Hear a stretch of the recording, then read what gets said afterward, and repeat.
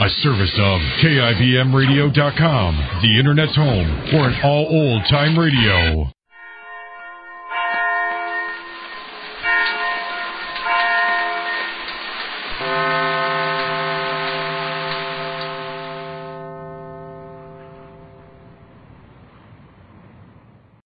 Your Coca-Cola bottler presents Claudia.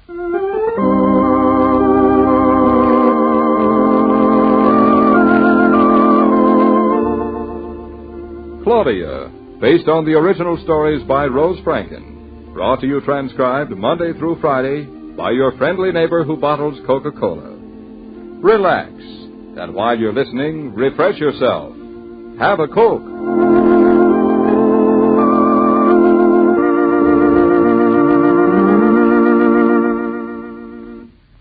And now, Claudia.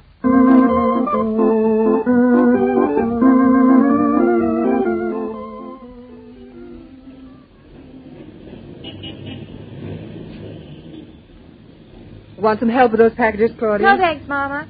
Half the fun of going shopping is carrying your own packages, like presents. No one ever calls spinach a present. Watch where you're going. Look, Mama, there's a new building going up. Hey, let's walk, shall we? Claudia, come on, stop gaping. We're in people's way. It's the only place where we can really see. Well, if you must watch, do it from the sidewalk behind the fence. They have holes bored for curious people like you. I'm not just ordinary curious. No? Who are you curious like? Like the wife of an architect.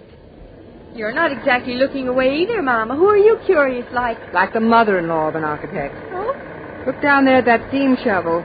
The men are moving away. They must be going to blast. Oh, how I hate that. Here, take my spinach quick so I can close my ears. I will not. I want to close mine. No more wall. That's what David meant. What's what David meant? Well, he said he was glad he was in the war. Seeing so much destruction, he said he was glad that he was building now and not tearing things down. I guess there is a great feeling of satisfaction in knowing that you're helping people have a nice home. Oh. Tired? Nope. I always have to yawn when I watch that steam shovel open its mouth.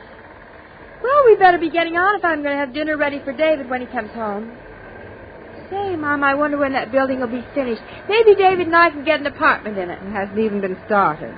Well, I guess Mr. Tucker's will have to do for the time being. Mama, look.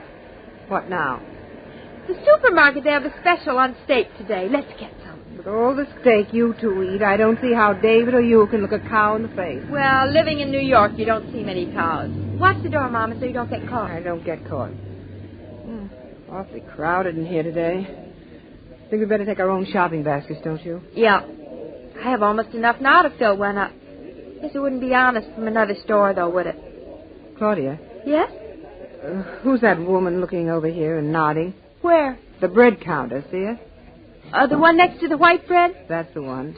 See, she's still smiling at us. She thinks she knows us. Smile back at her, Mama. I am. So am I. She looks nice. Looks like an apple or somebody's mother. I don't see what one has to do with the other. Nothing, it hasn't. I think I'll take a sack of oranges. David could live on orange juice. He probably has to. He does not. I'm improving by the minute. Anything else in vegetables, fruits? Yes, I want some milk. Look at that cheese. Oh, would I love to have a big icebox like that at home. Want some milk too, Mama? One bottle, thanks. I think I'll take two. We're twice as many as you. Say, that's a poem. I don't see how on earth you're going to carry all that stuff home. Oh, I'm not through yet. Look, there's the special steak. You better close the refrigerator door before you go. I understand the management frowns on letting out the cold. Oh, it's too hot in here anyway. Don't they want people to keep cool? Oh. What's the matter? It's not exactly a steak. It's a salmon steak. Well, if I cover it with onions, maybe David won't be able to tell the difference. The bones are smaller. Are you really going to get some? Are you? Not me, thank you. I don't like salmon. Neither do I. The sign says enormous saving, and I haven't done any enormous saving since we've been married. I guess this is good a time to start as any. Do you know how to fix it? Must be in the cookbook, isn't it? Suppose people are still eating salmon. I doubt if David will, though. Sure he will. Nice salmon like I fix? Yes, ladies? Nothing for me, thank you. I'll have the special. Salmon steak? How much? How much is enough, Mama? A little bit is too much for me. A pound ought to be enough for you and David. I'll have 2 pounds, please. expecting company? No.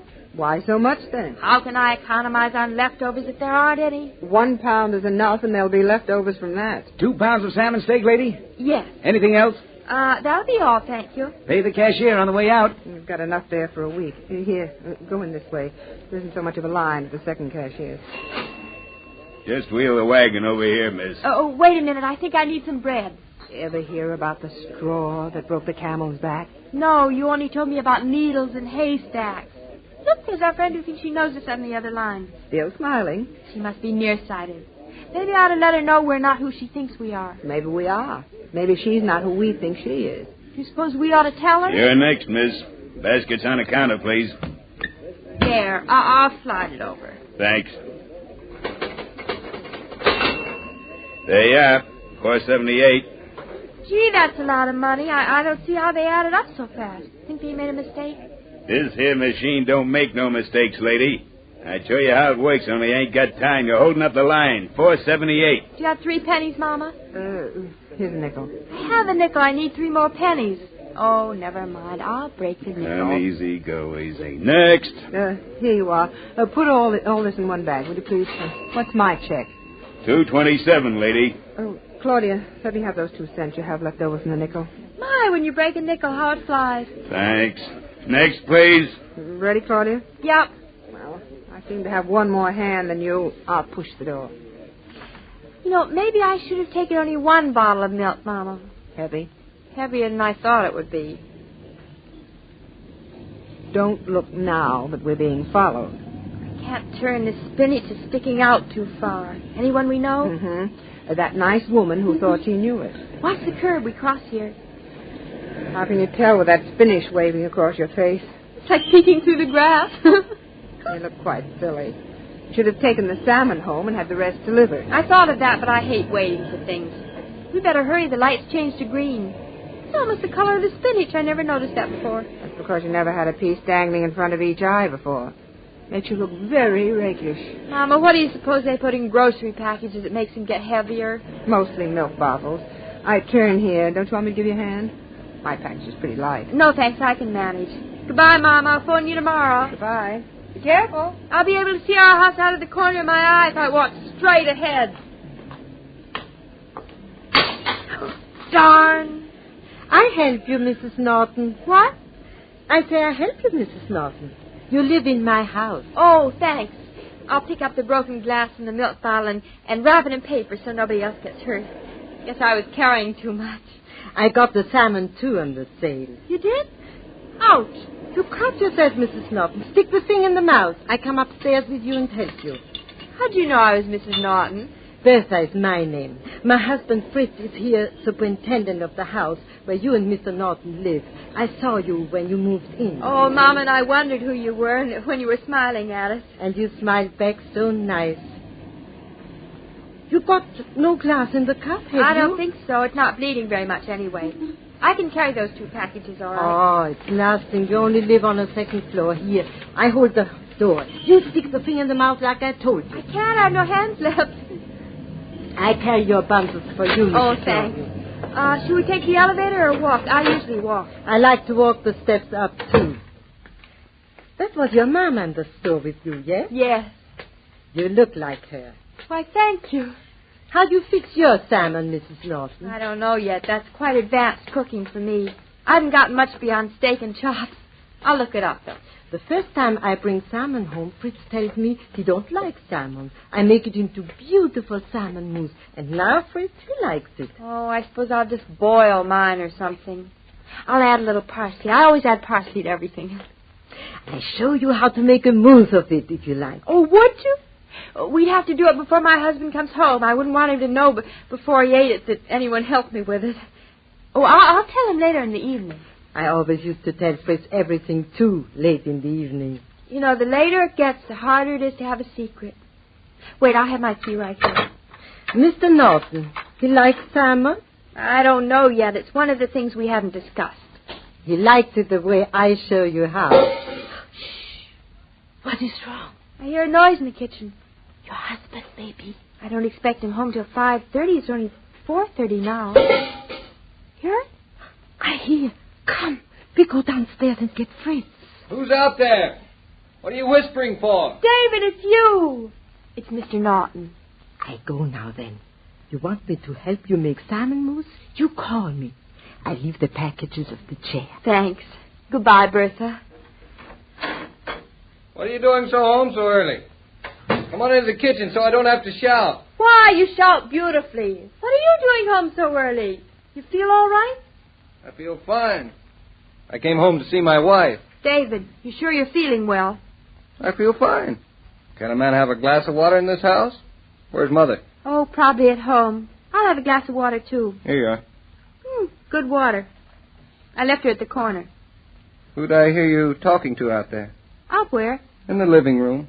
Oh, did you hear voices? I most certainly did. Poor man. This is what a month of marriage does to him. He thinks he hears voices. Well, who are you talking to now? You. Oh. If you put those 2 packages down, I'll give you a kiss for being an understanding wife. You will? Fine. What do I understand? Does it make any difference? Guess what we're having for dinner tonight? Steak. Mm-hmm. What kind? Well, there's Salisbury, hamburger, Swiss, and just steak. I don't like the build-up. Come clean. What kind are we having? Salmon steak with spinach. Adding insult to injury. I don't like salmon, and I despise spinach. I'm proud of it. Why? Because if I liked it, I'd eat it, and I hate it. Salmon is brain food. I'm smart enough, but I'll eat it. It'll be spinach, and I say... No, wait a minute. Don't jump to conclusions. Do you know what's going to happen to that salmon steak? And anyway, it was a special. I'm saving all kinds of money. It's good for our budget. Oh. And when did we start that? This afternoon with the salmon steak. Only it's going to turn into a beautiful mousse like Cinderella. Look, let's start the budget and the salmon tomorrow. Oh, what do you say? Okay? Okay. I finished my work at the office early, and I came home to take you out to dinner. My lady, we're going to celebrate. Celebrate? What are we going to celebrate? Now, Claudia, does there always have to be a reason for celebrating? Not with us, David. But what about the salmon? The salmon? I know. We'll keep it for tomorrow. Maybe I can learn to like it by then. And maybe I can learn to cook it by then. Oh, darling, you're so nice.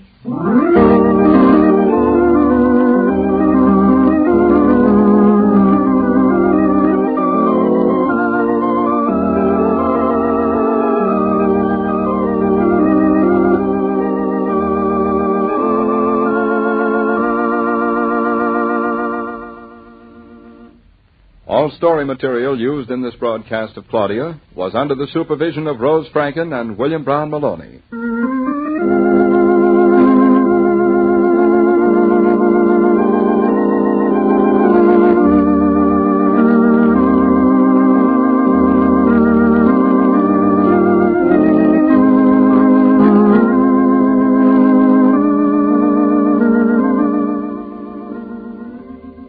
You've noticed that in every crowd there's one person who adds fun and sparkle to all the parties and get-togethers. An evening just wouldn't be complete without him, any more than it would be complete without the frosty refreshment of delicious Coca-Cola. There's more Coca-Cola now, so whenever you're planning a friendly gathering, why not ask your grocer for a case of Coke?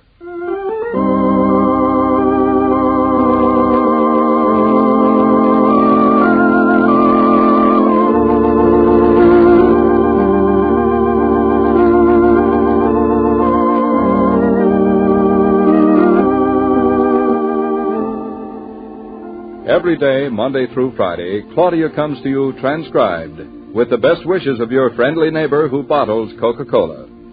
So listen again tomorrow at the same time. And now this is Joe King saying au revoir, and remember, whoever you are, whatever you do, wherever you may be, when you think of refreshment, think of Coca-Cola.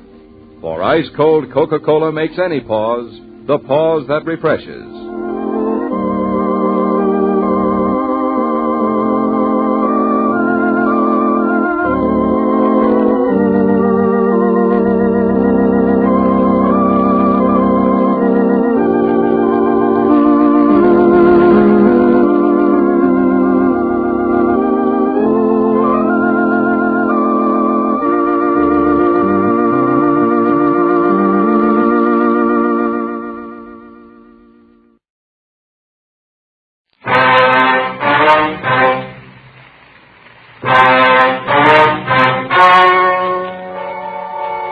story you are about to hear is true.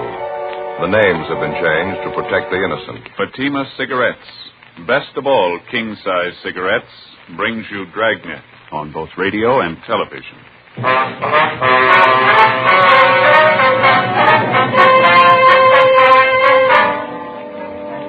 You're a detective sergeant. You're assigned to homicide, special detail. There are rumors of an impending war between juvenile gangs in your city. Reportedly, members of both gangs are well supplied with homemade weapons. You don't know when the fighting will break out. You don't know where. Your job? Stop it.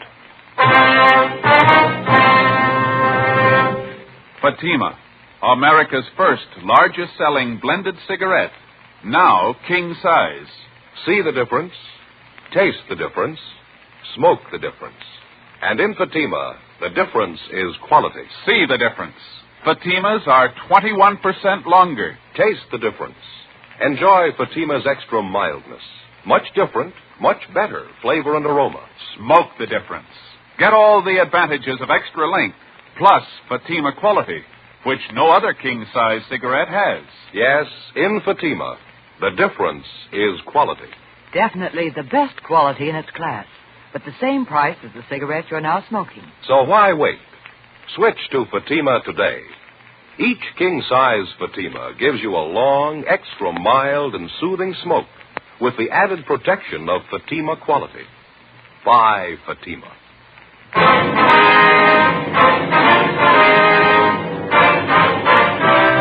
Dragnet, the documented drama of an actual crime.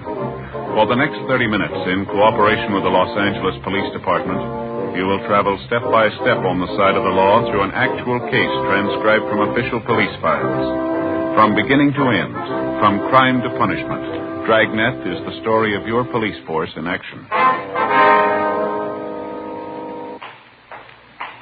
It was Tuesday, October 14th. It was cloudy in Los Angeles. We were working a special detail out of Homicide Division. My partner's Ed Jacobs. The boss is Captain Lorman. My name's Friday.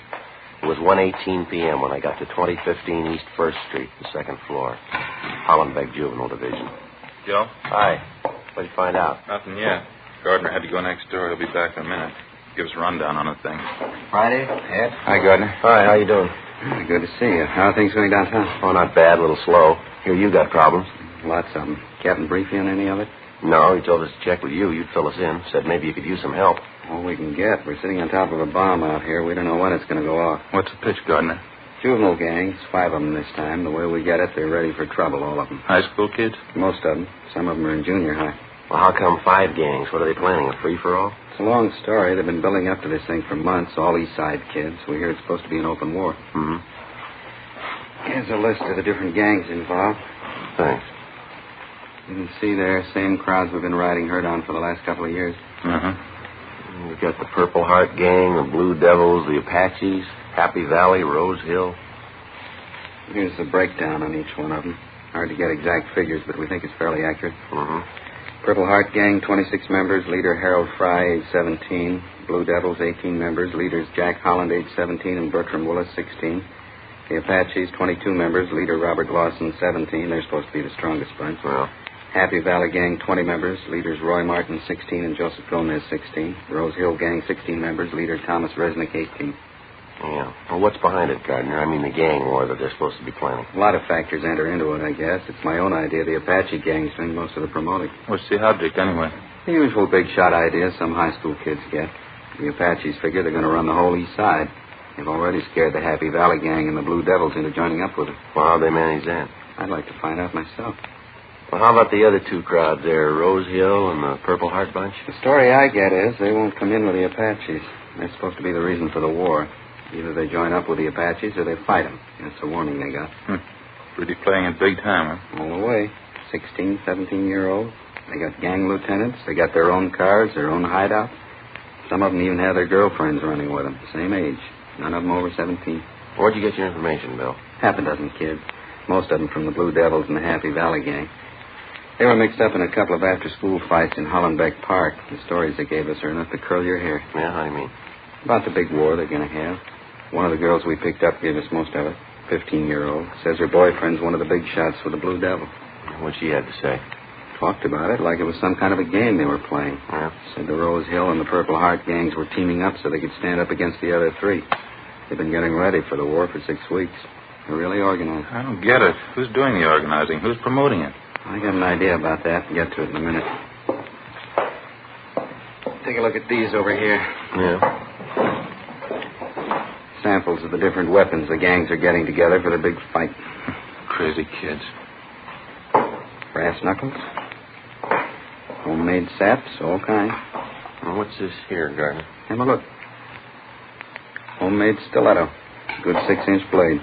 Kids are supposed to have dozens of them. Another one here. Look at this. Ice pick. Anything you can think of, you name it, we got it. It's going to be wholesale murder if we can't find a way to stop it. You been able to figure what the real trouble is, Bill? I got an idea, yeah. You asked about the gangs teaming up a minute ago. Yeah. We figure we got a young Hitler on our hands. A kid by the name of Robert Lawson. He's supposed to be the ringleader of the Apache gang. Moved in about a year ago from the Middle West. How much you know about him? Wrote a letter to the city he originally came from. Nothing but trouble back there. Bad juvenile record. We've talked to the boy a couple of times. His parents, too. Didn't do much good. Never had enough to file a petition on him and bring him to the attention of the juvenile court. We know he's responsible for a lot of the trouble we got, but he always has some other kid do it for him. Never does it himself. You think he's responsible for working up the gang war ideas, eh? We figure he's our biggest problem. We've tried everything to reach the Lawson kid and settle him down. Checked with the teachers at his school, the principal, vice principal. They can't handle him. They figure on expelling him if he doesn't straighten up. How about the other youngsters in these gangs? I mean, besides this Lawson boy here. We've got notifications out for them and their parents. They're supposed to be in here tomorrow night, 7:30. Maybe we can break Lawson's hold on these kids. Sure got me. What's the matter with this Lawson boy's parents? Don't they know what's going on? Can't they control him? Well, we tried to talk to the parents. They think we're wrong. They're proud of the kid. He's got a high IQ. They think he's a natural-born leader. Oh, sure. Yeah. The mother says people just don't understand the boy.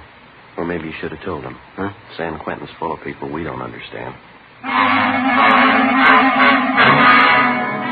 The following night, Wednesday, October 15th, the members and ringleaders of the various juvenile gangs, along with their parents, showed up at Hollenbeck Juvenile Division as requested. In questioning each of the youngsters, we definitely confirmed the reports we had of the impending gang war. The interviews also revealed that if and when the fighting did start, it would be more serious than we had first figured. For one thing, there were more youngsters involved than we thought. The gangs had been recruiting new members by the dozen in preparation for the street fights. For another thing, we found out the teenagers weren't carrying around 8-inch knives and brass knuckles just for show. If fighting started, they were ready and willing to use them. We weren't sure how much we could count on it, but after interviewing the parents and advising them how serious the situation was, they promised their full cooperation. Most of them agreed they'd maintain strict check on their youngsters and keep them out of all neighborhood gang activities. Some of the parents took a resentful attitude. They insisted the gangs were harmless. They accused us of picking on the youngsters. A few of the parents didn't even show up at the meeting. Among these were the parents of 17-year-old Robert Lawson, the boy who seemed to be promoting most of the trouble. The following morning, my partner Ed Jacobs and I drove out to his home and we talked with his mother. She was friendly but not too cooperative.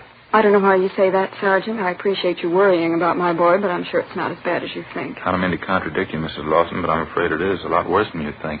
It's what the other officers said, too, but you really don't have any proof, do you? I mean, if you idle rumors, you certainly can't accuse Robert on that basis. We're not accusing Robert of anything, ma'am. That's not the point. What we're trying to do is to head off the trouble before it starts. You were living in the Middle West before you came to Los Angeles, that right, ma'am? Yes, that's right, Nebraska. Well, wasn't your boy in some kind of trouble back there? Yes, but it didn't amount to anything. Could have been avoided so easily. They just didn't understand Robert. That was the whole trouble. Is he an only child, ma'am? Yes, just Robert. But he's not spoiled. I know it's a great temptation with an only child, but we didn't spoil him. Robert just isn't like that. Uh-huh. You allow him quite a bit of freedom, do you, ma'am? I mean, does he go out at night very often? Well, he is 17 years old, going on 18. Yes, my husband and I allow him to go out as often as he likes, as long as he keeps up with his studies. Robert's always done very well. Always tops in his class. Do you know where he spends his time when he goes out at night? He's usually down at the gym or at the library. You know that for a fact, do you? I trust Robert, if that's what you mean. If he tells me that's where he's going, I believe him. The mother can't believe her own son. Who can she believe? How about the company your boy keeps? You know any of his friends, Mrs. Lawson? few, yes. There's the Miller boy and Jack Holland. They seem to be fine boys. Miller and Holland? Yes. There doesn't seem to be anything wrong with them. Well, there is, ma'am. What? Both of them have juvenile records. Both of them belong to your son's gang. Really, Sergeant, how can you say that? It isn't fair. Wouldn't it be better to try and understand these boys instead of picking on them, persecuting them? I don't know how we're going to make you understand, Mrs. Lawson. We're not picking on them. We're not persecuting them. We know there's a gang problem. We know your boy's one of those at the bottom of it. If something isn't done, there's going to be trouble. If we're going to stop it before it begins, we're going to have your help. I'm perfectly willing to cooperate, you know that. That must be Robert now. Excuse me. Robert? Bob, is that you? Yeah? Would you come in here a minute, Bob? We're in the living room. Yeah? What do you want? These are police officers, Bobby. This is Sergeant Friday. Sergeant Jacobs, is that right? Yes, ma'am. How are you? How do you do? Hi. How about something to eat? Haven't you got anything ready? I wasn't expecting you, Bob. Won't take me a minute, though.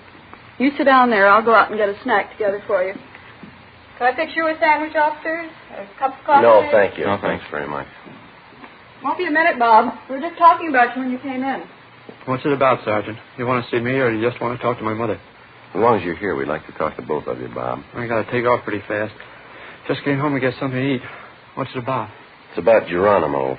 That's the gang's code word for the war you're setting up, isn't it? I don't know what you're talking about. Your gang, Bob, the Apaches. We talked to half a dozen of them last night down at the Juvenile Division. Is that right? Now, look, son, we've got the names of everybody in your gang. We know the whole setup. You go ahead with your idea, and you're going to buy a lot of trouble. A couple of cops were here last week. They said the same thing. I don't know any more about it now than I did then. Honest. What's the pitch anyway? You know what the pitch is, youngster. I don't, honest. You're trying to say I'm in a gang, is that it? You're in it up to your neck, son. Now, why don't you come off it? We've got you pegged and everybody that runs with you. That includes the girlfriends you got in the gang. You're not fooling anybody. You must be a little crazy. I'm not in any gang. I never even heard of one around here. Now, you listen to me, boy. You can take this as a warning or a piece of advice, either way. You and your friends keep on playing punk gangsters, and we're going to lean on you. You understand? What is this? Trying to scare me? If it'll make you change your mind, yeah. If this street war comes off, there's going to be big trouble. What do you think's going to happen when 200 kids tangle in a fight with knives and brass knuckles? Now, use your head. Here you are, Bob. Nice milk, nice bowl of hot soup. Bacon and tomato sandwiches. You always make the soup too hot. Oh, I didn't mean to. Let it cool off for a minute, then. Bob has to eat and hurry along, officers. Is there anything else you wanted to talk to him about? No, I think you've heard everything we have to say. I wish you'd think it over, Mrs. Lawson. You too, Bob. Nothing to think over. They're trying to say I'm in a gang. They think I'm the leader. You told them, didn't you, son? Sure. They don't believe me.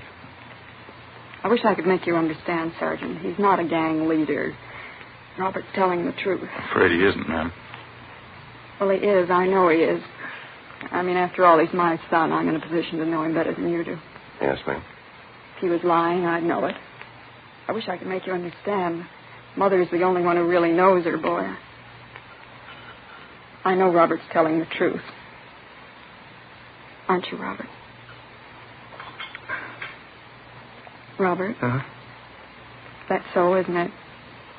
You're telling the truth, aren't you? Sure. How about some more soup?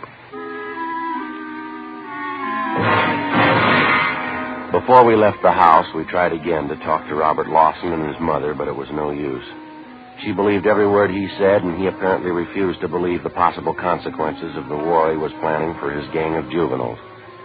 We drove downtown and had an interview with the boy's father at his work. He was even less cooperative. He took on a belligerent attitude, accused us of persecuting his son, and ordered us out of the office. Along with Sergeant Bill Gardner and Frank Kerber, we spent the rest of the afternoon and most of the following day checking with parents of youngsters who had been recently recruited into one of the various East Side gangs. Most of them were cooperative. Late that afternoon, Bill Gardner, Ed, and myself met with Captain Stein back at Hollenbeck Juvenile. Strict curfew all over the area. We can start tonight. What do you figure, just on the weekends? Every night. Sunday to Sunday. I'll get some more men in to help out. Every youngster out in the street after 10 o'clock gets stopped. Mm-hmm.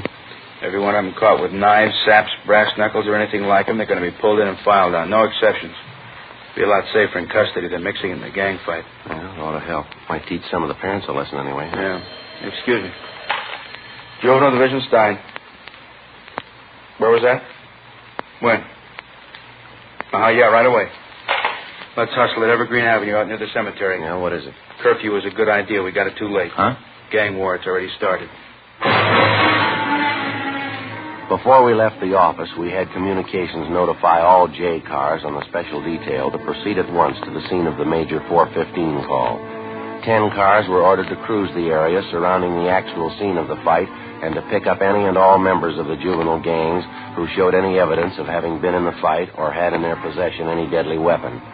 Captain Stein, Bill Gardner, Ed, and myself left the office on a Code 3 and drove out to the scene of the gang fight.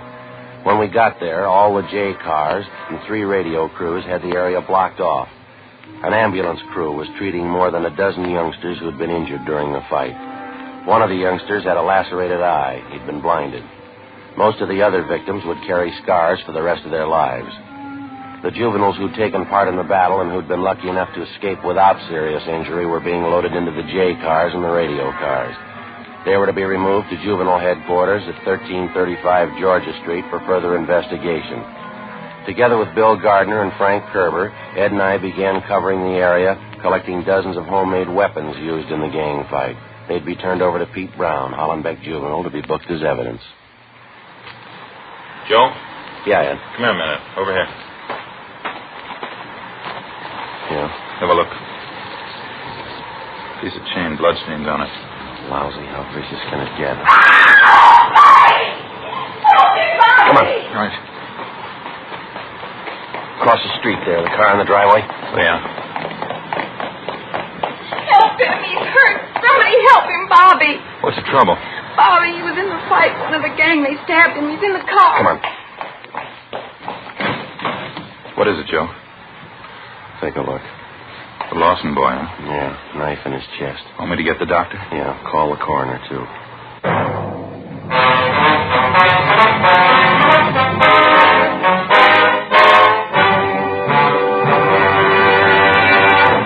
You are listening to Dragnet, authentic stories of your police force in action.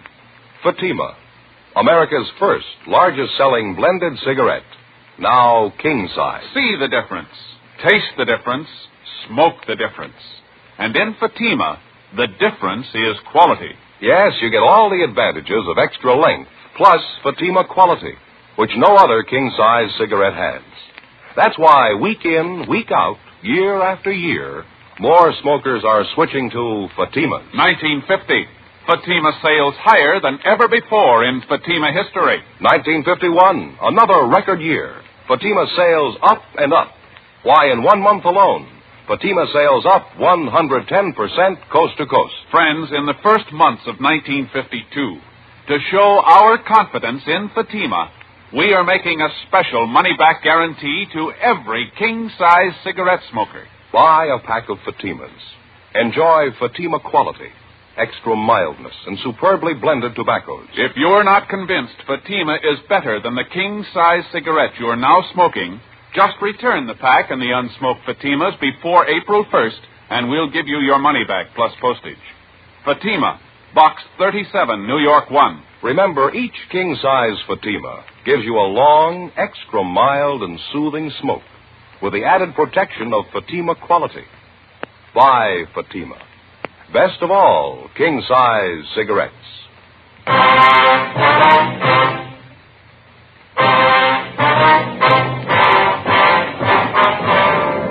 Thursday, October 16th, 5:35 p.m.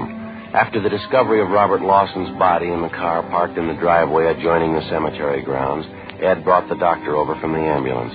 The 17-year-old Lawson boy was pronounced dead. The doctor made out the prescribed form and marked it DOA. While we waited for the crime lab crew and the coroner to get there, Ed and I questioned the girl who'd led us to the body. She identified herself as Ann Porter, age 16.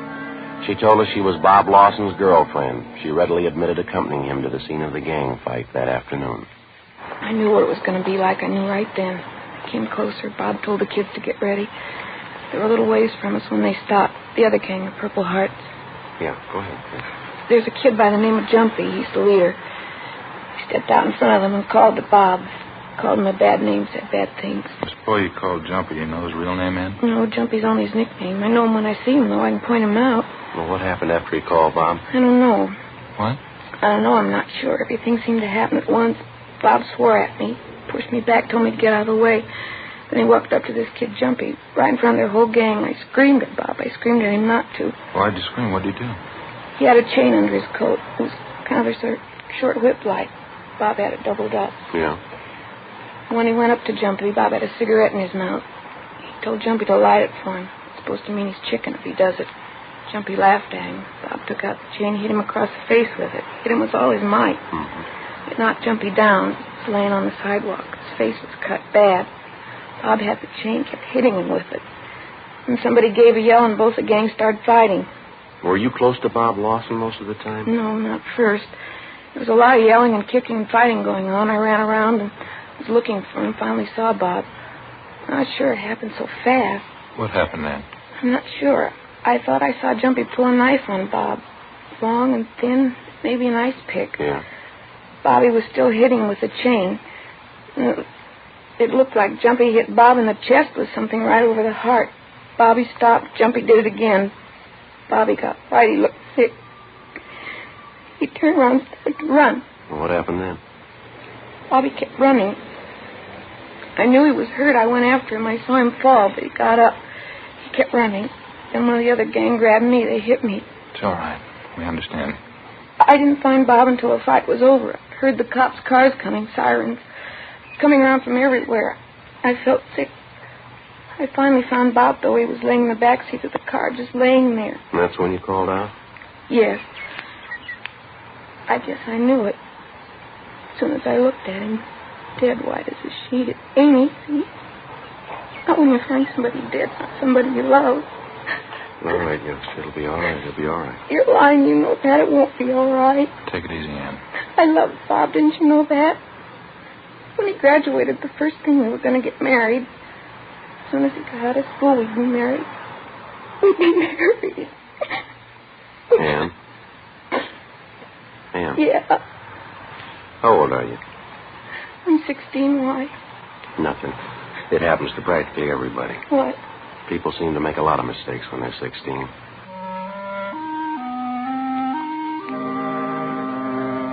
6:30 p.m. The crime lab crew arrived, took pictures of the entire scene along with all physical evidence, and dusted the murder weapon, an 8-inch knife, for fingerprints. The coroner arrived, and after we'd completed our investigation, he removed the body to the county morgue. Along with a policewoman, we took Robert Lawson's girlfriend, 16-year-old Ann Porter, down to Georgia Street Juvenile Division to the assembly room. There, a special show-up was held of all the boys involved in the afternoon's fight. The Porter girl identified a 17-year-old by the name of Warren Stone, nicknamed Jumpy, as the boy who'd stabbed Robert Lawson to death. At least a dozen other subjects in the case identified the boy by his nickname, Jumpy.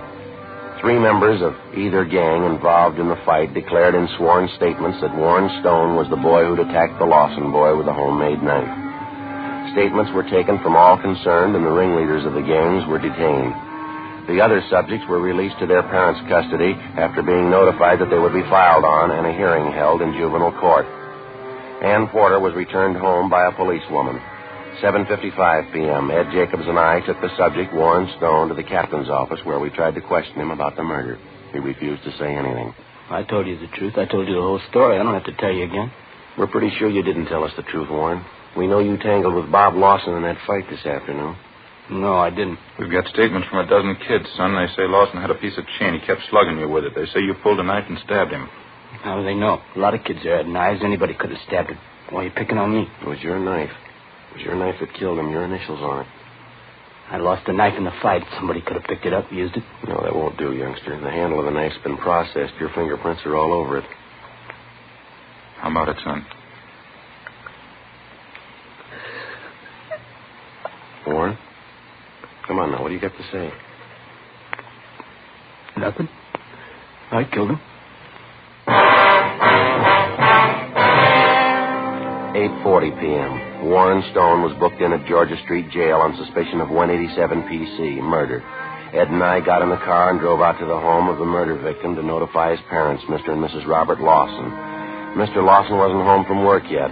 We broke the news of her son's death to Mrs. Lawson as gently as we could. She became hysterical, and we called the family doctor, who gave her sedatives. Later, when she recovered herself a bit, she asked for the full story. We told her. How could it happen? Bobby, how could it happen? Sorry, ma'am. There's not much we can say. We tried everything we could to stop it. But you didn't stop it. You let them kill Bobby. You let them kill him. No, ma'am. We tried to warn him. We tried to warn all of them. We're sorry. You're not sorry. You didn't try. Bob's dead. Everything I had. He's 17 years old and he's dead. I can thank you for that. My only baby. We're sorry you feel that way, Mrs. Lawson. Why shouldn't I feel that way? You call yourselves policemen. That boy who killed Bobby, you should have had him in jail in the first place. Young killer. Running around loose, he was guilty as he is. I'm not defending him, ma'am, but he wasn't a young killer. Didn't even have a juvenile record. I don't care anything about records. He's a killer. He took a knife and he killed Bob, and you let him do it. You let him.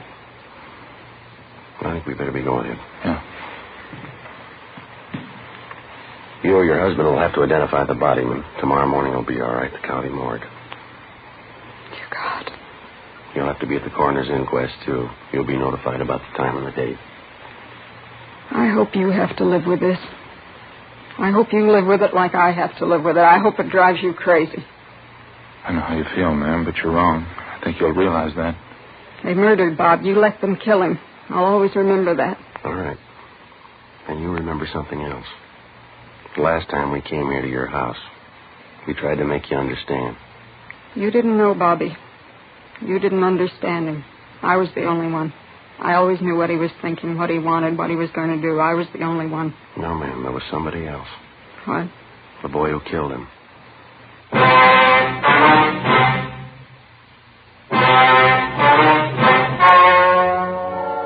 The story you have just heard was true. The names were changed to protect the innocent. On November 7th, the hearing was held in Juvenile Court, Department 38, City and County of Los Angeles, State of California. In a moment, the results of that hearing. And now, here is our star, Jack Webb. Thank you, George Fenneman. Friends, just as a hobby, I've been collecting early jazz records, blues and two-beat music like Leon Bix Beiderbecke used to play, and, of course, just about everything Benny Goodman has done. I've always tried to build my collection on quality.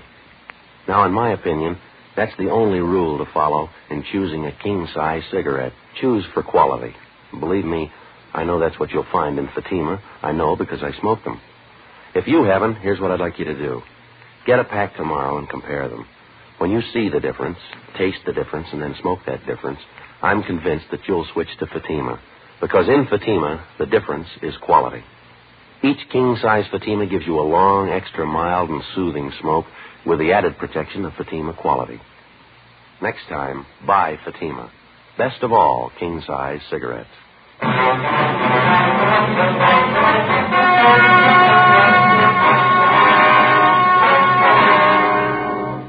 17-year-old Warren Ernest Stone was filed on alleging violation of 187 PC, murder. The rest of the juvenile gang ringleaders were filed on alleging 242 PC, battery. They were all made wards of the juvenile court and placed in detention homes under the supervision of the State Youth Authority. They are still confined in state institutions for juveniles.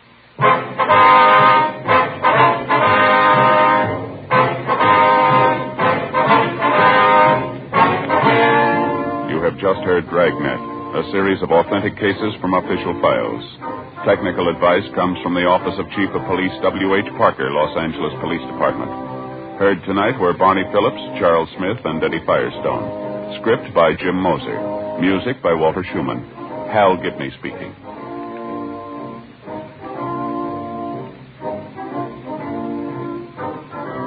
Fatima Cigarettes, best of all king-size cigarettes, has brought you Dragnet, transcribed from Los Angeles.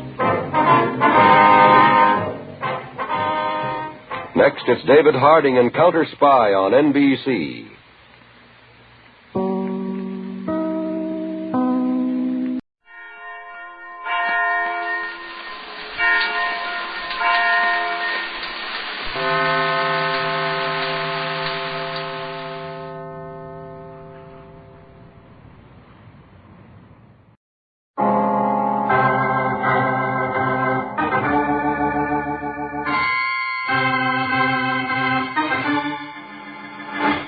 name's Regan. I work for Anthony J. Lyon, International Detective Bureau. They call me the Lion's Eye.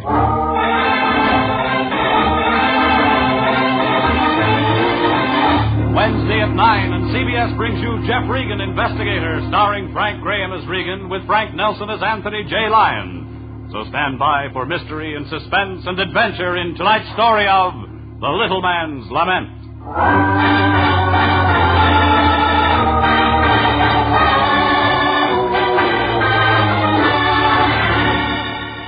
They called it Margate Mansion, but the name didn't fit. It was a pile of old cement and cracked stucco held up by a half a dozen tired palm trees. The people inside didn't fit either. A crusty old lady who talked backwards, a redhead with an urge to travel fast. But it was Junior who won first prize. He was half Einstein and half Hollywood playboy. Only when this boy played, it was with poison. It started on a Tuesday.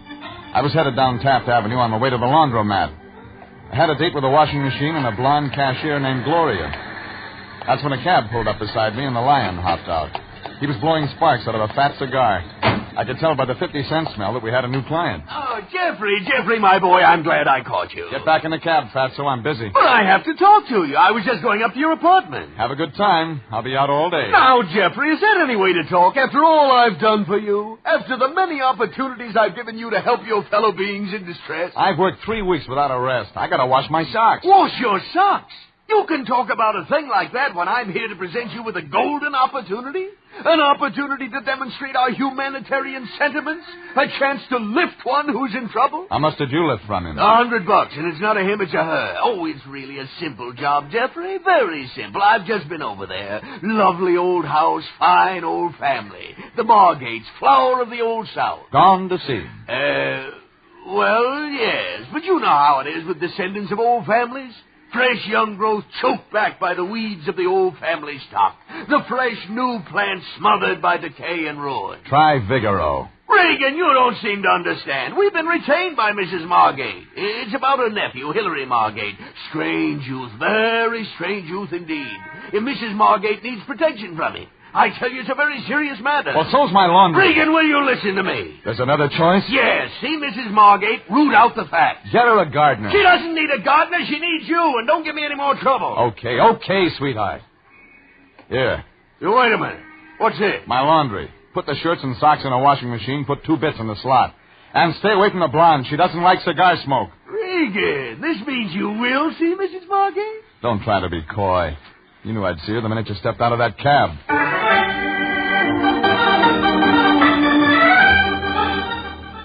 I walked up Vine and turned right past Franklin. All the places up there are old, but Margate Mansion was old when William S. Hart was Gene Autry. A bunch of turrets made out of wood that termites wouldn't look at. But I was looking at what was standing in the front bay window looking at me. Red hair and wide eyes and a complexion like skim milk. She was what answered the door when I twisted the old-fashioned bell. Hello. I saw you from the window. Yeah, I saw you seeing me. Come in. Come in, please. Thanks. I hope you don't mind the disorder. I'm afraid I don't... Your name? Regan. Oh. Sit here, Mr. Regan. Please don't mind the dust on the sofa. No one nice ever comes, so it doesn't matter. I like you. I want you to stay. It shows. You're not married or anything like that, Mr. Regan. Nothing like that. Oh, that's nice. I'm not married either, Mr. Regan. I heard it was Mrs. Margate. Oh, that's my aunt.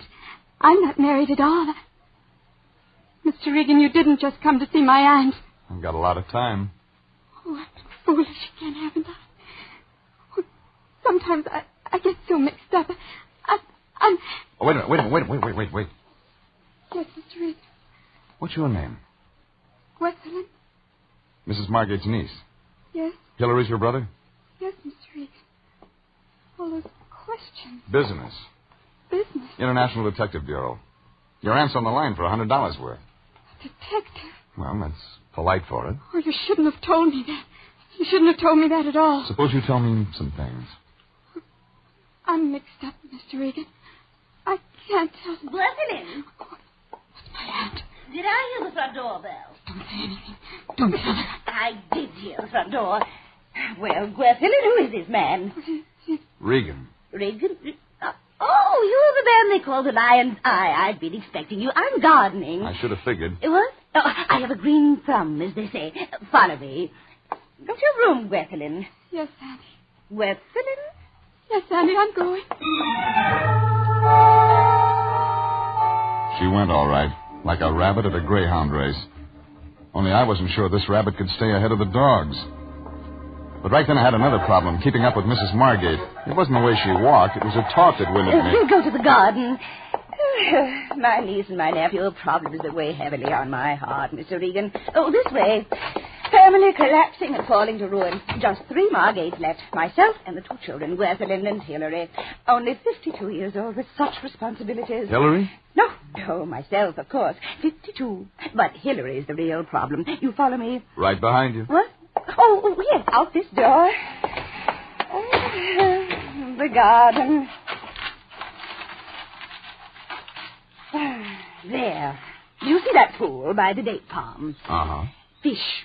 Carp, Mr. Regan. He concocts things. Hillary brews things. Poisons. One day he fed something he had brewed to Hilary F. Margate, Sr., the carp, and he turned bright green. Hillary? The carp. We found him next morning floating belly up, stark bright green. Hilary F. Margate, Sr., the carp. We name our fish after the dear departed members of our family. Nice custom. Yes. Hilary poisoned the carp when he was only 146 years old. The carp? Yes. Come along. Hilary was only a boy at the time. Such a problem, Miss Regan. Oh, here, my vegetable garden. Have an onion, Mr. Regan. Delicious. Yeah. Look, Mrs. Margate. Eat the onion, Mr. Regan. George is my gardener. I'm over here, Mrs. Margaret. Oh, well, you can go out back and cut the weeds, George. Mr. Regan and I have some private matters to discuss. Yes, ma'am. Excellent man, George. Excellent. And be sure you get them all, George. We must be rid of the weeds. Yeah. Okay, ma'am. Now we're alone, Mr. Regan. The onion, go on, eat it. As I was saying, Hillary, that boy, such a problem. Yeah, as you were saying. Yes. Good, aren't they? Mrs. Margate, what is it you want me to do? Do? I want you to look after Hillary. I was told you wanted protection. It's the same thing, isn't it? No. Hillary needs a nursemaid. That's not our line. No, see here, Mr. Regan. International Detective Bureau has already agreed to handle my case. Mr. Lyon himself accepted my check. He'll accept anyone's check. But he promised to help. Well, then talk to him. I'm talking to you. I'm explaining. You're explaining nothing. You give me a lot of double talk, and I have a feeling that's all you want to give me. Now, make sense. All right. You're going to force me to say what I hoped never to say to anyone. Not anyone. My life is in danger. I can believe that. My tea. Yesterday, I noticed the odor of almonds. I'm listening. No, I didn't drink it naturally. Naturally. Hillary brewed that tea, Mr. Regan. My nephew. Now you've said something. Where is he? Ocean Park, the shooting gallery. Shooting gallery? Yes, he's strange, very strange. He brews things, collects guns, practices shooting. You won't like him.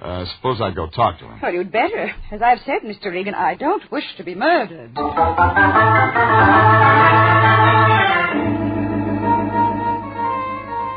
I headed the car down La Brea to Olympic and then out to the Ocean Park Pier. It was afternoon business, popcorn and sailor style. The shooting gallery had one customer, a kid in a corduroy sport coat with a face like a cantaloupe out of season. He was taking shots at the little swinging targets. You didn't need the family album to figure him for Hilary Margate. I walked over, but he didn't take the gun from his shoulder. Leeks. Come again? Leeks. Scallions. My name's Regan. Allia masculinica, Mr. Regan.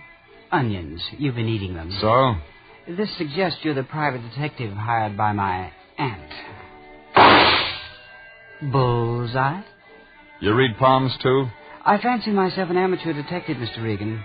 I seldom miss. I notice. As a matter of fact, Mr. Regan, I'm interested in hiring you myself. Oh, that's a switch. I think there's going to be a murder. Anybody I know? Yes, my aunt. Who plays the heavy? The heavy? Who's going to kill her? I am. Practicing? I don't need practice, Mr. Regan. Even experts get the chair. Possibly. All right, Junior, let's start making sense. Very well, Mr. Regan. My aunt is a domineering autocrat. Actually, I should hate to kill her. But I feel I must. To protect myself, you understand. From what? You know, I dabble in poisons, Mr. Regan. I am empoisonné, as the French say. Poisoner. When I was 15... I heard that one, yeah. Hilary F. Margate Sr., the carp. Oh, he died a horrible death. My regrets. Now, get to the point. Ours is an evil household, Mr. Regan. The last of the Margates, a decaying race.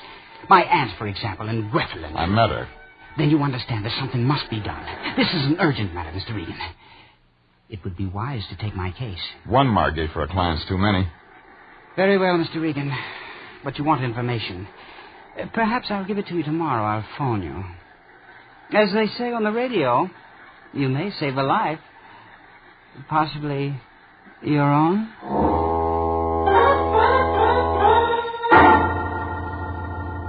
It made a real funny joke the way he said it.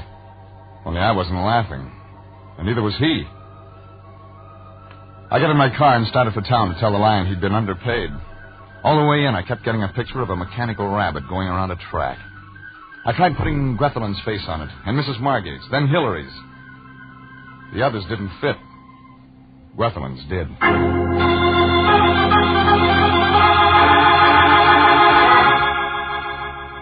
I was still thinking about it when I parked on Hill Street and got out to walk. And that's when I put another face on the rabbit, my own. The guy who fell in behind me and started following was no greyhound, but he had squeaky shoes that slowed down when I slowed down. We stayed together for a block, and when I turned left toward the office, he turned left. I wondered if he was an amateur. I found out when I sidestepped into an alley and pulled him in after me. All right, Buster, this is where you get off. Hey, say, what the devil? Come on, who hired you? Let me go. Give me some answers. Talk. You want muscles, huh? Muscles? All right. I got him. He had him all right, and he knew where to use him. He had a bald head, and he used that, too, right in the middle of my stomach. I shouldn't have bent double, but I did. It was a setup. The next blow sent me around the fender of a truck parked in the alley. I went to my knees. When I came up, it was too late. The bald head was gone. But someone else was there. Mr. Regan. It was Gwethelin Margate. Mr. Regan, you should be careful. You all right? He was following me. No, Mr. Regan, no, he wasn't. I was going to your office. He was following me. She was ready to talk, but the fog in my head wouldn't let me listen. I got her around the corner into a bar. She waited until the waiter brought the drinks. 2 Bourbon Street, Mr. Regan. And if I may say so, this is a lovely tomato you're escorting to my humble palate. You said so. And may I say, Mr. Regan, I'm also partial to redheads. On account of my first love was a redhead. She played second flute in our orchestra. Sure. Keep the change. That was when I was with Stokowski. The Hollywood Bowl, how well I remember. Me and my fiddle. We made together beautiful music. Me and the fiddle, you understand, not the redhead. She gave me nothing but the cold shoulder on account she was hot for a guy that played bass. Come on, you told me this story yesterday. You don't wish to hear the story of my life, Mr. Regan? Well, it was the same way with Mr. Stokowski. The artist is lost in the world of today. All right. Now we can talk. I don't know, Mr. Regan. Who was following you? It doesn't matter. I'm used to it, Mr. Regan. Who was the mug? It doesn't matter, Mr. Regan. It's too late anymore. I thought... You thought what? I thought you'd help me, Mr. Regan. I was on my way to your office. Why? There's going to be trouble, Mr. Regan. Serious trouble. What says so? Everything. Hillary, my aunt, they're all acting so strangely. And those people who come to the house. People? Who? I don't know. The man who was following me is one of them. Oh, something strange is going on, Mr. Regan. Something terrible. You still haven't told me anything. Don't you see? It isn't anything I can tell you. It's a feeling. A terrible feeling. Everything's wrong. I've got to have facts, lady. I don't... Wait. There's one thing. Yeah? The gardener, Mr. Hendricks. George? Yes. My aunt knows him, Mr. Regan. Better than just a gardener. Something else. What? George has been in prison. I know he's been in prison. I heard him say something once on the telephone. To who? I don't know. so much I don't know. That makes two of us. You don't believe me. You've got to believe me. Something terrible's going to happen. Sure. Hillary's going to kill your aunt. Hillary? Oh, no. That's not it at all. It's me they're going to kill, don't you see? They're going to kill me.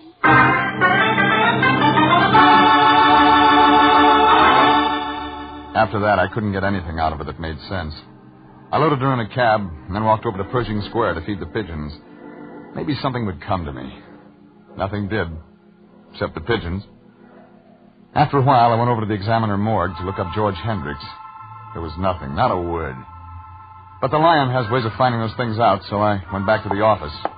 The Lion had information, all right, but not the kind I expected. Regan, where have you been? I've been calling every saloon in the city. You got the wrong one. I often wonder why I hired you. Okay, Fatso, why the steam? I'll tell you why. Because you were supposed to be on the Margate case, that's why. What do you think I've been doing? I know what you're going to be doing. You're going to get out to Margate Mansion right now and fast. They just found Hillary Margate in his room. He's been shot through the head.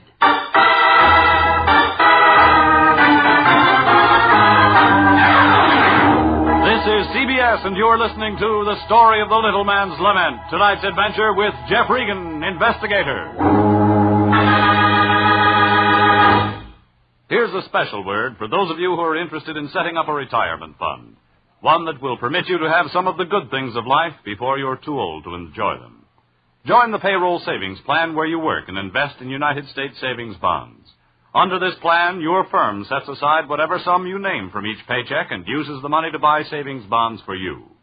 Buy United States bonds and keep them. And now, back to tonight's story of the Little Man's Lament and Jeff Regan, Investigator.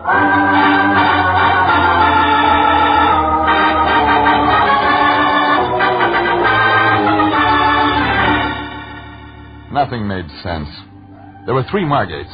The old lady, her nephew Hillary, and his sister, Gwethelyn. And all three of them wanted to hire me to stop a murder. Then the Lion tells me Hillary Margate has just been shot. Well, one thing was sure. With three people to work for, one of them was bound to turn up dead. I put the Lion to work looking up the gardener, George Hendricks. Then I hopped in the car and headed out to the Margate place off Franklin Avenue. By the time I got there, it was turning dark. Out front, a black and white Nash said, "Police," in big letters. But when the old lady opened the door, she acted as though she'd never heard of police. Oh, Mr. Regan, please come in. I'm sorry you didn't get to meet him. Hillary, strange boy. I met him. You did? Oh, this way, Mr. Regan. Well, it's no matter. It was inevitable. Hillary's uncle, my husband, before he died, warned me something like this would happen. He was a young fool, Hillary. How did it happen? Happen? Oh, with a gun, of course. How else could one shoot oneself except with a gun? In here, Mr. Regan, we won't be bothered by them. Sometimes police can be so nosy. Do sit down. We shall have tea. With or without almond? I know what you're thinking, Mr. Regan, but I'm sure it had nothing to do with it. What did? Just a moment, Mr. Regan. There's someone at our door. Well, Gwethelyn? I was just coming to see you, Auntie. I thought you'd want me to tell Mr. Regan about Hillary. Yes, a good idea. Mr. Regan, I'll let Gwethelyn tell you. She was here at the time. Oh, she was a lovely woman. Gwethelyn's mother, my late sister. Well, go ahead, child. Go ahead. I got home about 5. Better sit down, child. No, I'm not there. Here. Yes, Auntie. Well, Mr. Regan, Hillary was in the gun room reading. I went in to talk to him, but he ordered me out of the room. He said he didn't want to be disturbed. He was concentrating. Go on. I left the room. A couple of minutes later, I heard a shot. When I went back, he was there. Hillary. On the floor, dead. Then you called the police. I told Auntie.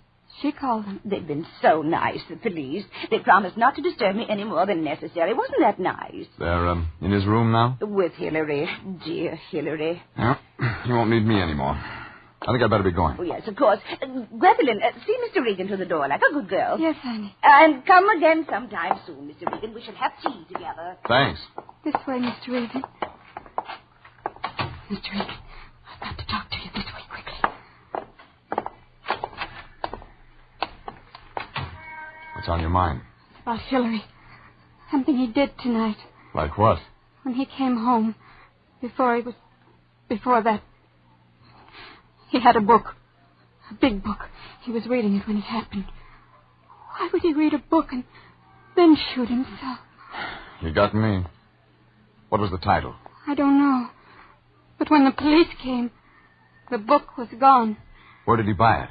I don't know that either. But I'm sure it's important, Mr. Regan. I'm sure of it. You don't think it's important? I don't know. I reach for answers. Sometimes they come up air. I know something else, Mr. Regan. It's about George. George Hendricks, our gardener. Yeah? He disappeared this afternoon after it. Go on. Auntie sent for him when the police arrived, but he wasn't in his room. The police were angry. They think he might have done it. And you think so, too? I'm not sure, Mr. Regan. I'm not sure of anything now.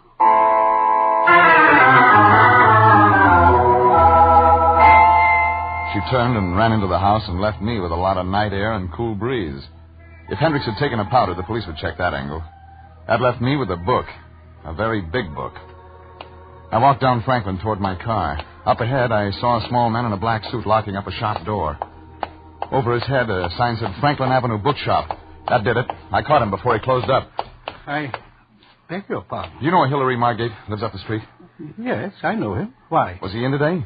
He's a regular customer. Was he in? Yes or no? Yes. Did he buy a book? No. You sure? Positive. He asked for a volume we didn't have. What volume? I don't remember the title because we didn't have it in stock. It was a textbook. Textbook? Yes, on horticulture. Plants.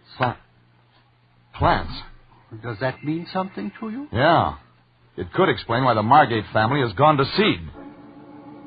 It was crazy, but it was beginning to untangle. I headed for my car up the street.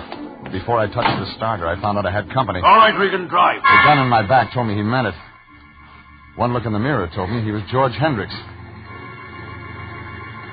Well, you're calling him. Where to? Your apartment. I want to talk.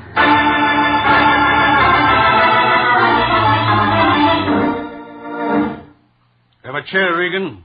It's your house. Thanks. I talk. You sit and listen. I can stand. I say sit down. It's your party, Hendricks. There's been an accident at the Margate house. I heard. Hillary shot himself. That right? You think different? Changed my mind. I didn't kill him, Regan. Who said you did? I never could get used to confinement. Oh. San Quentin? Sandstone, Minnesota. Tell me more. Listen, Regan, the police don't like guys with a record. What was your rap, Hendricks? Checks, something like that. Forgery. So why tell me? You're moving in my direction, Regan. I don't like it. Is that why you ran? There's something else. Yeah? The name. It isn't Hendricks. It's Margate. What's that? Freehold Quincy Margate. No wonder you changed it. There were several reasons. Yeah, Old South family. Listen, Regan, you gotta believe me. I didn't kill Hillary. I didn't have anything to do with it. You know a big guy, bald head with a stupid face? Morley. He works at the Margate place part-time. What's his job? Flunky. He works in the garden with me. When he isn't tailing the girl. Leave me out of that part of it. Well, do I answer that? Yes, but watch what you say.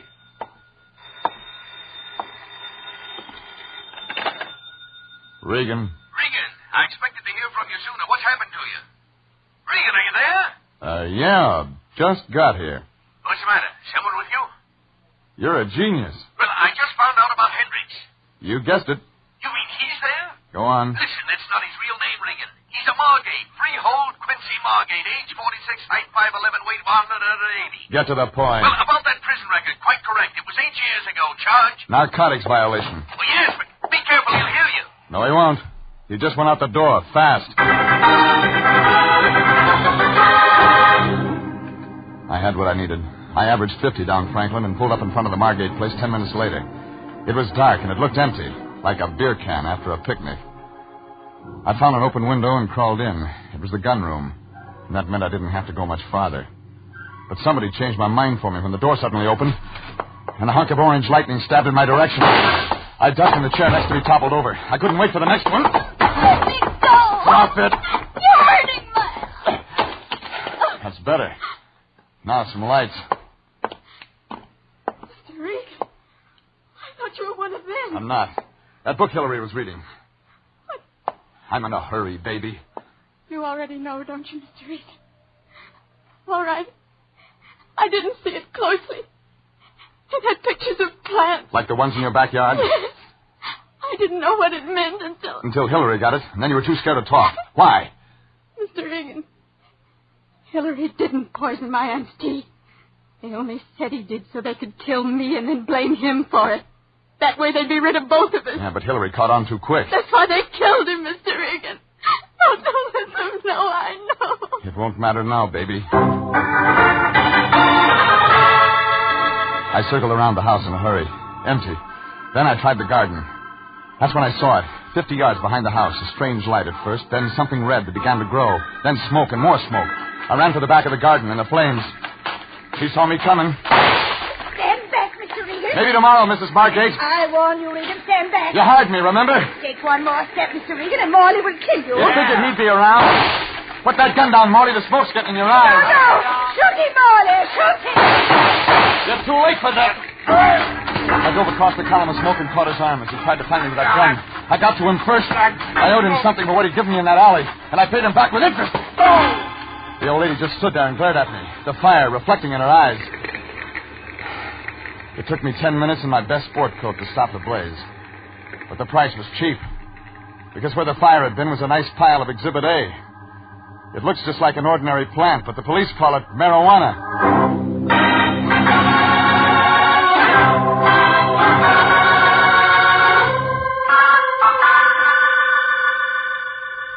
Somebody spotted the smoke and called the fire department.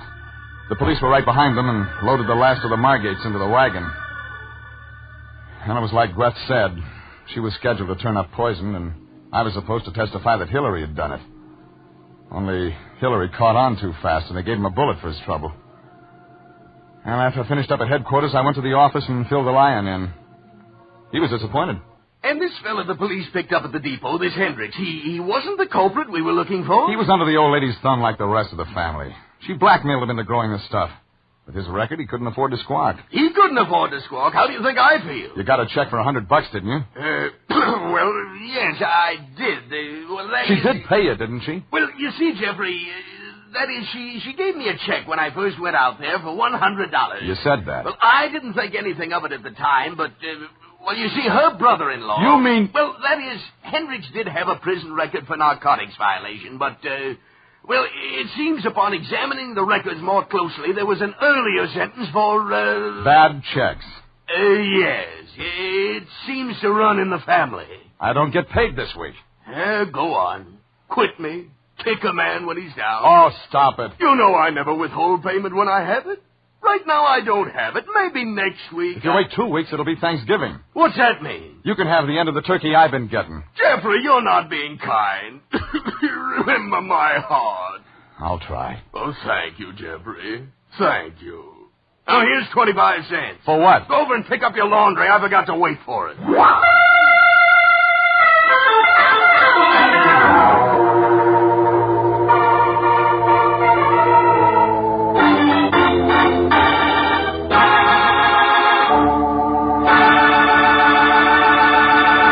Jeff Regan, Investigator, is written by William Frug and William Fifield, directed by Sterling Tracy, and stars Frank Graham as Regan with Frank Nelson as Anthony J. Lyon. Original music is by Dick Arant.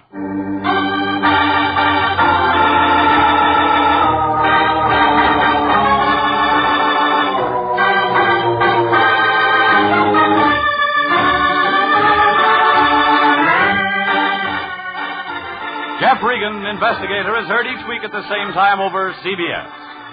Bob Stevenson speaking, and inviting you to be with us again next Wednesday at 9 for more suspense and mystery and adventure with Jeff Regan, Investigator. This is CBS, the Columbia Broadcasting System.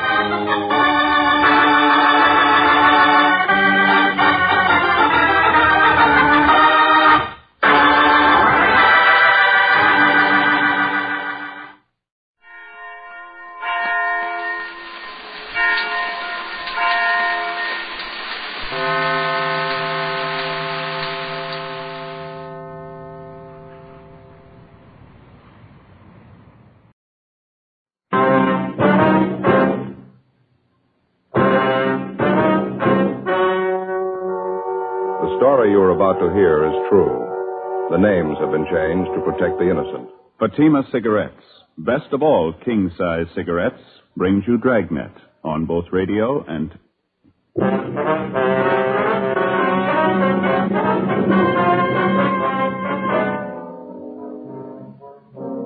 You're a detective sergeant. You're assigned a robbery detail. An ex-convict is accused of robbery and murder. 4 witnesses identify him as the killer. The man's arraigned in municipal court and held to answer. Your job? Investigate. Fatima, America's first, largest selling blended cigarette. Now, king size. See the difference, taste the difference, smoke the difference. And in Fatima, the difference is quality. See the difference. Fatimas are 21% longer. Taste the difference. Enjoy Fatima's extra mildness. Much different, much better flavor and aroma. Smoke the difference. Get all the advantages of extra length, plus Fatima quality, which no other king-size cigarette has. Yes, in Fatima, the difference is quality. Definitely the best quality in its class, but the same price as the cigarette you're now smoking. So why wait? Switch to Fatima today. Each king-size Fatima gives you a long, extra mild, and soothing smoke with the added protection of Fatima quality. Buy Fatima.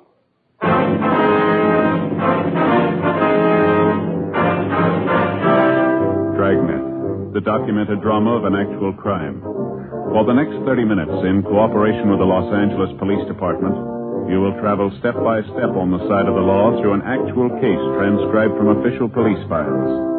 From beginning to end, from crime to punishment, Dragnet is the story of your police force in action. It was Wednesday, March 12th. It was cold in Los Angeles. We were working the day watch out of robbery detail. My partner's Ed Jacobs. The boss is Captain Didion. My name's Friday. We were on the way over from the office, and it was 10:43 a.m. when we got to the 3rd floor at the Hall of Justice. Municipal Court, Department 82. You see him, Joe? I think so, yeah. That's him up front behind the DA's table. Oh, yeah. Come on. Mm-hmm. Hi, Leo. Oh, hi, Friday. Jacobs. Pull up a chair. Yeah, thank you. Who's on the stand first, do you know? Victim's wife. Oh. People versus St. Clair. People ready. In this case, Your Honor, we'd like to proceed with number 23548. You may proceed. Is the defendant ready? Defendant's ready, Your Honor. Call Agnes Holloway. Agnes Holloway to the stand.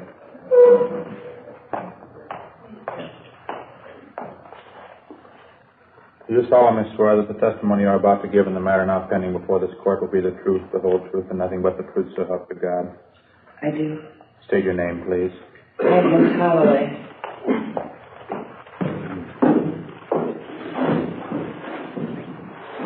Calling your attention to the 4th day of March of this year, Mrs. Holloway. Did you see the defendant in your place of business at 2301 Mailer Avenue? Yes, sir. What time of day did you first see him at that location? It was around 9:30. Will you tell us what you saw the defendant do? For the purpose of the record, may we ask whether that was in the morning or the afternoon? Was that in the morning or in the p.m.? P.M. Will you tell us what you saw the defendant do and what you heard him say at that place? You mean before the holdup? At 9:30. Please tell us what occurred. Well, I came in about 9:30 at the place. He was already sitting there at the bar. Continue. I came in and sat down at the end of the bar. He was sitting about 5 stools from the door. A friend of mine, Doris Fenwick. She's here now. Doris was sitting near him. I went over and talked to Doris for a while. The man didn't say anything. He was just sitting there. Did you see him drinking anything? Yes, he was drinking scotch and soda. You're the wife of George Holloway, deceased. Is that correct? Yes. Was he present then? Beg your pardon? Was your husband, George Holloway, present at that time? Yes, he was tending the bar. By that, do you mean that your husband, yourself, and the defendant were the only persons present? No, my friend Doris Fenwick. There was a sailor there, too. I don't know who he was. He sat next to the defendant, so... What occurred then? As we were ready to close the front door, my husband noticed the light in the men's washroom. I move that go out. What her husband noticed as a conclusion of the witness. It may go out. Well, anyway, my husband went back in to put the light out. And Doris Fenwick and I went out to the sidewalk, and so did the sailor. And the fellow did, too. The defendant did? Yes. In a minute, I went back inside to see what my husband was doing, and the defendant followed me back in. I was about as far as the music machine. He put his arm around me, and he had a gun right here. He said, "Lady, this is a stick-up." Could you describe the gun you saw? No, I just saw it look like a pistol to me. I couldn't tell you the make of it. I move that go out, Your Honor, please, what it looked like. I know it was a gun. The motion will be denied. You were inside the building when the defendant did that. Yes. He said, "Keep quiet or I'll kill you." And where was Miss Fenwick then? She was out on the sidewalk, talking to the sailor, I think. Doris was expecting her husband to come on the streetcar. I move that go out. Miss Fenwick was out on the sidewalk, may stay in, and the balance may go out. What did the defendant do after that, Mrs. Holloway? He said, "I will shoot you if you don't keep quiet." He made me walk backwards to where my husband was, and I said, "Johnny, this man has a gun. He says this is a stick-up." And the man said, "Shut up." And he made my husband put his hands up. Were you in fear of the gun at that time? No, I didn't have any fear. Did you believe the defendant would injure you with the gun? I wasn't afraid. I thought, well, it's a hold-up, and we'll give him the money, and that's all there is to it. All right. Continue. Well, when we got to the back room, my husband was trying to open the safe, and he said, "Hurry up. I have your wife covered. I'll kill her if you don't hurry." The defendant said that. Yes, and my husband said, "Don't get nervous. You can have anything we have, but don't shoot her." Then my husband got the safe open and took out the money bag and handed it to the man, the defendant. He grabbed it, and then he shot my husband twice. The defendant shot your husband twice. Yes, Do you know what the contents of the money bag were? about $160. At any time did you give this defendant authority or your consent to take that money? No, sir. The taking of the money was against your will, is that correct? Yes. How soon after was it that the officers arrived at the location? It was about 7 or 8 minutes after that. Your husband was removed to the hospital? Yes. Do you know when your husband died? He died on the 7th, Friday, 6 o'clock. You mean on the 7th of March of this year? Yes, 6 a.m. Did you see your husband in the coroner's office? Pardon? Did you see your husband after death in the coroner's office? No, I saw him in the hospital. After death, did you see your husband downstairs in the coroner's office? No, my son did. Did you see your husband after death? Yes, at the mortuary, Monday the 10th, at the mortuary. And the person you viewed in death was the same Charles A. Holloway who you knew in life as your husband? Yes. Do you know Grace Thompson? Yes, sir. She works for me and my husband. Was she present at your place of business on this evening? Yes. When did she leave there, do you know? About 5 minutes to 12, midnight. Can you fix the precise time when your husband was shot? About 5 minutes after 12. 5 minutes after 12. How many times was the gun fired? Twice. How close was the gun to your husband, Charles Holloway? It must have been about 2 feet. Do you know Marion Shaw? Yes. Was she present on the premises that evening? She was present that evening. Do you know Mrs. Sam Garber? Yes. Was she present on the premises that evening? Yes, sir. And that sailor was there, too. I didn't know him, no. All that you've related occurred in the county of Los Angeles, state of California? Yes, sir. Cross examine. May I have a drink of water, please? Bailiff? Would you like to rest a while, Mrs. Holloway? Yes, please. We'll have a short recess before the cross-examination.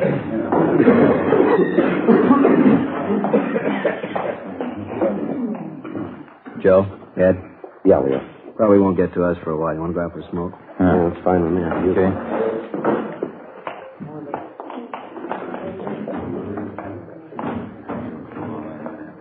What's your idea on it, Leo? I don't know. Not to have him bound over to Superior Court. No, I mean, you think Sinclair's the right man? Got me. Yeah, just one good piece of physical evidence, I'd feel a lot better about it. Go ahead. Yeah, thanks. There you go. Light? Yeah, thanks. Thank you. How about St. Clair's alibi? All the angles checked, huh? All of them. Doesn't hold much water. Can't prove it's a lie, can't prove it's the truth. Sure hate these things. Don't know which way to go. 4 identifying witnesses, and we know how wrong they can be. What about that sailor who was supposed to be in the bar at the time? I know homicide didn't do any good. How about you, fella? No, same, Leo. Nothing yet. He was the only one who really got a close look at the killer besides the wife, I mean. Killer bumped into him when he ran out of the bar. Yeah. If anyone could identify the right man, the sailor could. Well, nobody at the bar saw him before that night. Nobody's seen him since. There's not a trace of him. Sure, our best bet. If we could find him, we might put a foundation under this thing. Yeah, I'll put in with you. There's just one problem. Yeah. It's a big Navy. Where do we find him? When 58-year-old tavern owner Charles Holloway was shot and fatally wounded in a holdup on March 4th, there were 5 people in the immediate vicinity. Holloway's wife, a waitress at the tavern, 2 women customers, and an unidentified sailor. Soon after the shooting, the scene of the crime was gone over thoroughly for all physical evidence, but besides the 2 fatal bullets, none was found. The preliminary investigation failed to yield any further leads. A search was started for the missing witness, the unidentified sailor. The 4 known witnesses were brought downtown, where they checked through volumes of pictures of ex-convicts recently released from the state penitentiaries. All of them identified the mugshot of Harold St. Clair, a recent parolee from Chino, where he'd served time for armed robbery. St. Clair was brought in immediately and questioned. He failed to establish an alibi for his whereabouts the night of the holdup and murder. He was arraigned in municipal court, and at his preliminary hearing, the first prosecution witness, the wife of the murdered man, Agnes Holloway, singled him out as the killer. By experience, the working detectives found that identifying witnesses under the strain of being present at a horrible crime can often be mistaken in their identification. In this instance, there wasn't anything else we could do. It was all we had. 11:18 a.m., the preliminary hearing resumed. The witnesses took the stand in turn, and all of them tabbed St. Clair as the murderer. Ed and I testified as the arresting officers. At 3:25 that afternoon, the prosecution rested the case for the people. St. Clair's lawyer offered no defense for the time being. Your Honor? Mr. Alexander? This time the people move that case number 23529 be dismissed on the grounds that it states in substance... 23529? Is that correct? Yes, Your Honor. Dismissed on the grounds that it states in substance the offense covered in the present case. 23529 covers the offense of robbery and assault with intent to commit murder under the present victim in our case here, Charles Holloway. He was not dead at the time this case 23529 was filed. Subsequent to its filing, he died, and the murder count accomplished that complaint. Let the record show that on the motion of the district attorney in the case of People versus Harold R. St. Clair, number 23529, that case is dismissed. Declaring to me that the offenses in the within deposition mentioned, to wit, count 1, murder, a felony, and count 2, robbery, a felony, have been committed, and that there is sufficient cause to believe the within named defendant, Harold R. St. Clair, guilty thereof. I order that he be held to answer to the same, and that he be committed to the custody of the sheriff of Los Angeles County without bail. In the 17 days intervening between St. Clair's preliminary hearing and his arraignment in Superior Court, Ed and I, along with Sergeant Stoner, Beeson, and Leo Tracy, continued our investigation of the case. Physical evidence to either prove or disprove the case against St. Clair was not to be had. We concentrated on trying to find the all-important missing witness to the killing, the unidentified sailor. We got out an APB along with special letters and bulletins for distribution to local Navy Yard commandants as well as Navy Department officials in Washington requesting help in locating him. It went slow.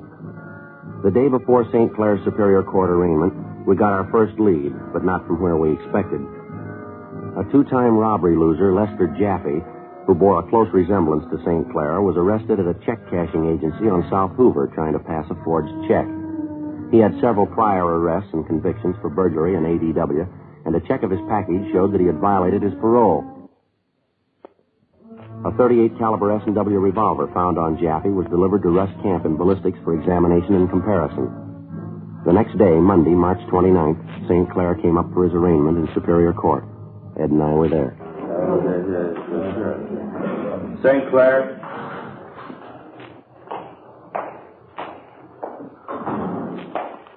Defendant is present and ready, Your Honor. Arraign the prisoner.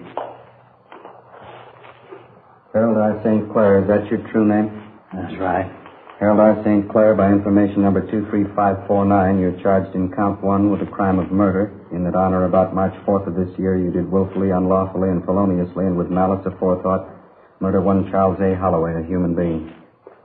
To this charge, how do you now plead, guilty or not guilty? Not guilty. In count 2 of the same information, you're charged with the crime of robbery and that on or about March 4th of this year, you did rob one Charles A. Holloway. To that charge, how do you now plead, guilty or not guilty? Not guilty. Joe the bailiff. Oh, yeah. He's motioning to you. Phone call, I guess. Must be for you. Yeah, thanks, Ed. Gentlemen, have you agreed on what date is convenient for trial? No agreement as yet, Your Honor. Harris? A phone call for you, Sergeant. Right here. Okay, thank you.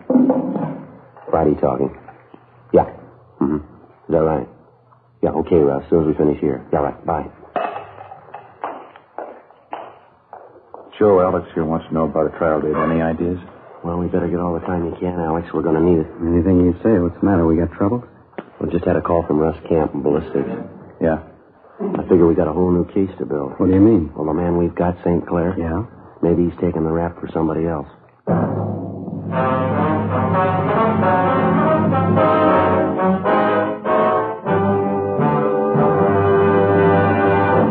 You are listening to Dragnet, authentic stories of your police force in action. Fatima, America's first largest-selling blended cigarette, now king size. See the difference. Fatima, 21% longer. Taste the difference. Smoke the difference. And in Fatima, the difference is quality. Yes, you get all the advantages of extra length, plus Fatima quality, which no other king-size cigarette has. Friends, to show our confidence in Fatima, to convince you quickly, dramatically, that Fatima is the best of all king-size cigarettes, we make this money-back guarantee. Buy a pack of Fatimas. Enjoy Fatima quality, extra mildness, and superbly blended tobaccos. If you're not convinced Fatima is better than the king-size cigarette you're now smoking, just return the pack and the unsmoked Fatimas before April 1st, and we'll give you your money back plus postage. Fatima, Box 37, New York 1. Remember, each king-size Fatima gives you a long, extra mild, and soothing smoke with the added protection of Fatima quality. Buy Fatima in the bright, sunny yellow pack. Best of all king-size cigarettes.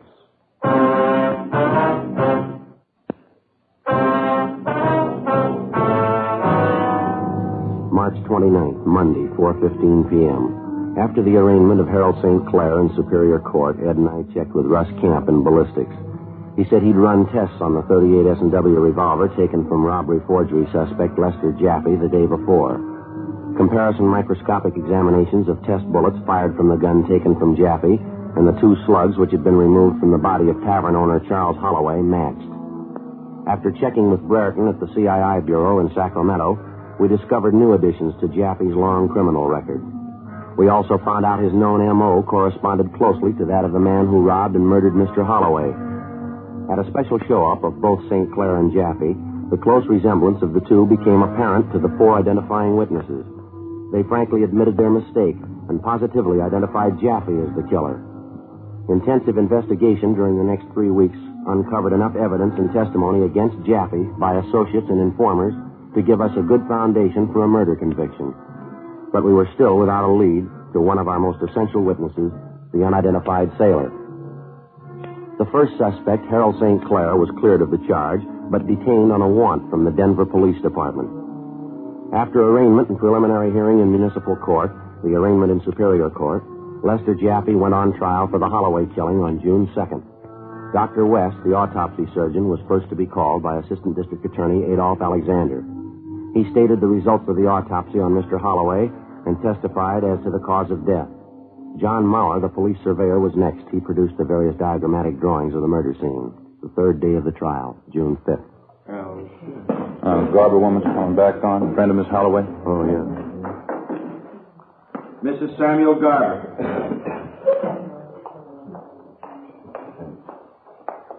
Be seated.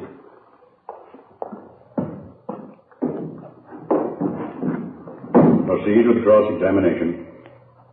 Mrs. Garber, at the time you testified against the former suspect, Harold St. Clair, you were just as positive then, were you not, that the hold-up man who killed Mr. Holloway was Harold St. Clair? Yes, I was, but I also said he didn't have the same type eyes. You were absolutely sure about Harold St. Clair then, weren't you? Yes, I guess I was. And you identified St. Clair and testified a number of times during that examination that St. Clair was the man, is that right? I said he resembled the man. You said he was the man, didn't you? I said I thought he resembled the man. You also said there was no doubt of it, didn't you? That the hold-up man was Mr. St. Clair. Well, I guess so. I don't know. You don't know? No, I guess I don't. I don't remember. I'm not sure. Mrs. Garber, are you sure you remember the man you saw sitting in the bar that night? Well, I don't know. I've got them both mixed up. I guess I'm not sure. During the next 2 days, the other 3 identifying witnesses were called to testify and, like Mrs. Garber, were badgered by the defense attorney unmercifully. Despite the efforts of Alexander, the prosecuting attorney, it was apparent the jury was being swayed heavily in favor of the defendant. Even the full day and a half Ray Pinker from the crime lab spent on the stand seemed to have little effect in counteracting the damage done by the confused testimony. To prepare the jury for Russ Camp's expert report and for the presentation of scientific facts about the lethal bullets in the murder gun found on Jaffe at the time of his arrest, Pinker and Assistant District Attorney Alexander gave the jury a thorough briefing on the fundamentals of ballistics. They also pointed out the scientific value of ballistics in determining the guilt or innocence of a defendant. On Thursday, June 12th, Russ Camp took the stand as a prosecution witness and, under questioning, presented the findings of the various tests he'd run on the alleged murder weapon.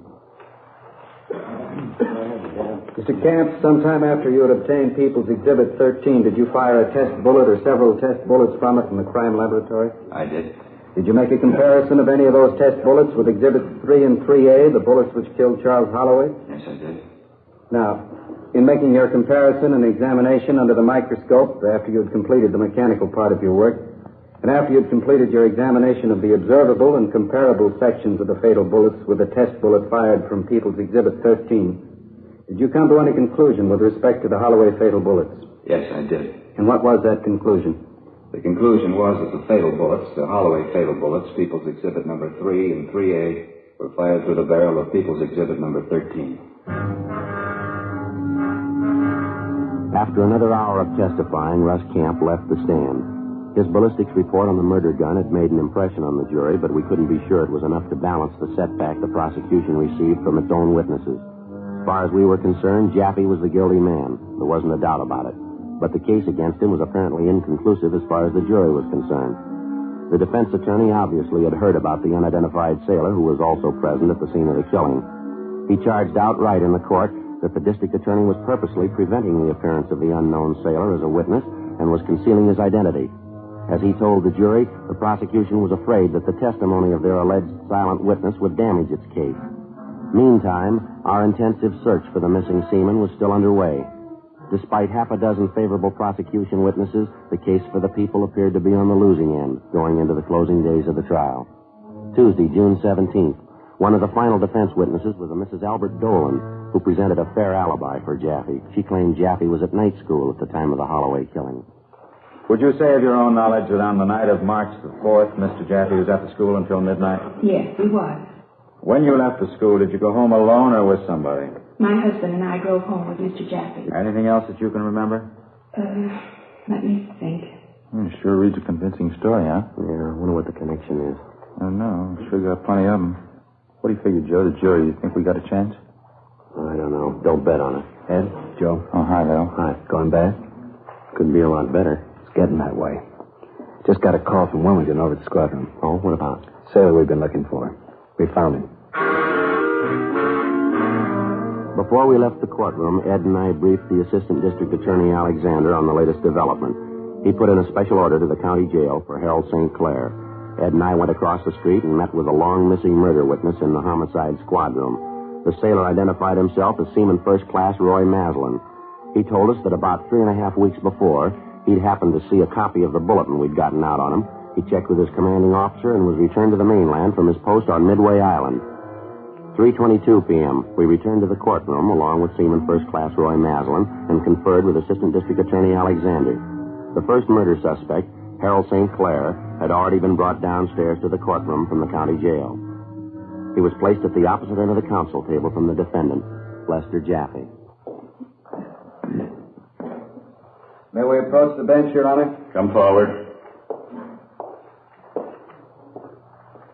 Your Honor, we've just now located a witness in this case. He's in the armed services and must report back for duty tonight. May we have permission to call this witness out of turn? Permission granted. Oh. All right, Tom.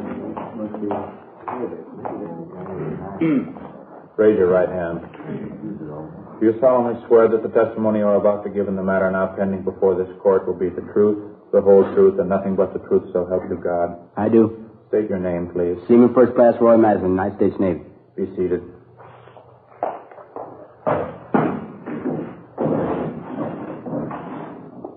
Are you acquainted with the Tavern Cafe at 2301 Naylor Avenue? Yes, I am. Were you there on the evening of March 4th of this year? Yes, I was there a few minutes before midnight. Will you tell the court in your own words what happened on the premises that night? Well, it was just a couple of minutes before midnight. People who ran the place said they were closing up, so I had a nightcap.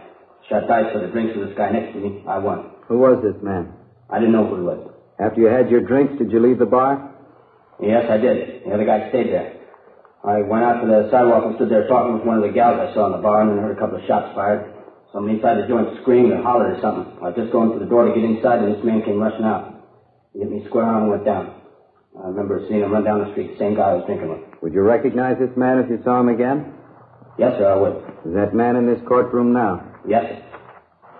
Will Your Honor please direct the defendant to stand alongside of Mr. St. Clair so that this witness may properly identify the man involved? Mr. Jaffe, will you stand up, please?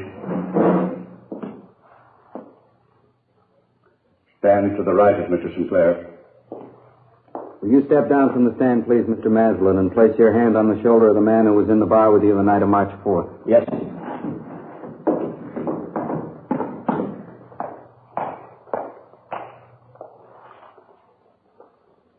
This is the man, Jaffe.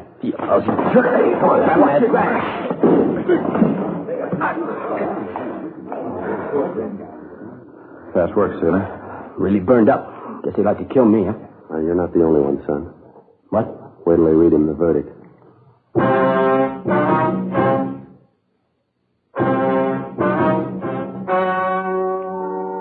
story you have just heard was true. The names were changed to protect the innocent. On June 21st, the jury retired to deliberate the case. In a moment, the results of that deliberation. And now, here is our star, Jack Webb. Thank you, George Fenneman. Friends, I'd like you to buy a pack of Fatimas on my say-so. I'm convinced that once you see the difference, taste the difference, smoke the difference, you'll switch to Fatima for good. Because in Fatima, the difference is quality. Each king-size Fatima gives you a long, extra mild and soothing smoke with the added protection of Fatima quality. Buy Fatima. Best of all, king-size cigarettes.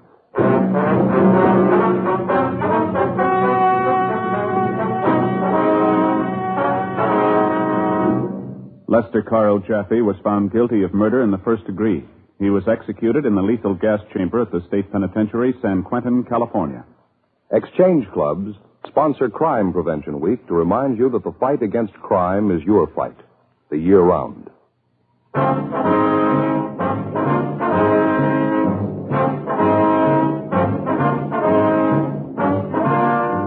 You have just heard Dragnet, a series of authentic cases from official files. Technical advice comes from the Office of Chief of Police W.H. Parker, Los Angeles Police Department. Heard tonight were Barney Phillips, Dick Perrin, and Virginia Gregg. Script by Jim Moser. Music by Walter Schumann. Hal Gibney speaking. Fatima Cigarettes. Best of all, king-size cigarettes, has brought you Dragnet, transcribed from Los Angeles.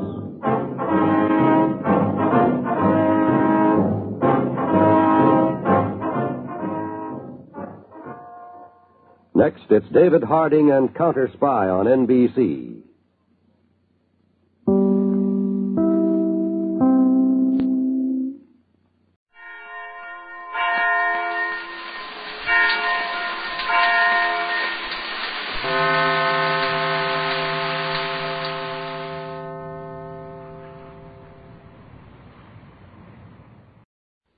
This one's about Pete Kelly.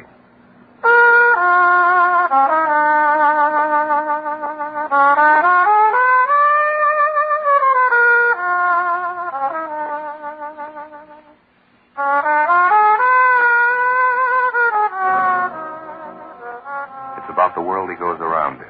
It's about the big music and the big troubles and the big 20s. So when they ask you, tell them this one's about the blues. Pete Kelly's blues. Pete Kelly's Blues, starring Jack Webb. with story by Jim Moser and music by Dick Cathcart.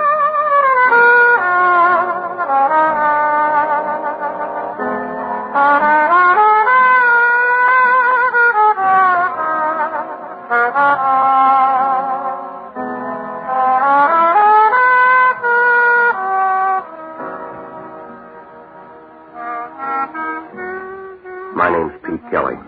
I play cornet. You'll find us at 417 Cherry Street, Kansas City. It's a standard speakeasy. We got 35 cases of cut whiskey and a 7-piece band. We start every night at 10 and we play till 6 in the morning. It's not much, but the contract runs out in June 1924. After that, there's a place in South Chicago that may take us. In the meantime, we're working here on Cherry Street. The lease is made out to George Lupo. His brother gave it to him after the funeral. The kind of music we play started out as a backroom exercise in a little swamp stop called Myrtle Grove.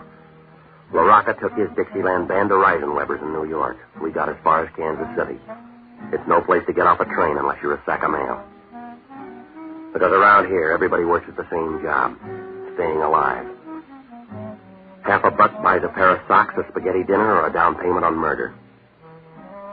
Well, last night, everything turned sour about midnight. The town was down on its hands and knees trying to crawl through one of those Kansas City hot spells that blast by every third day. It was heat and headaches all the way.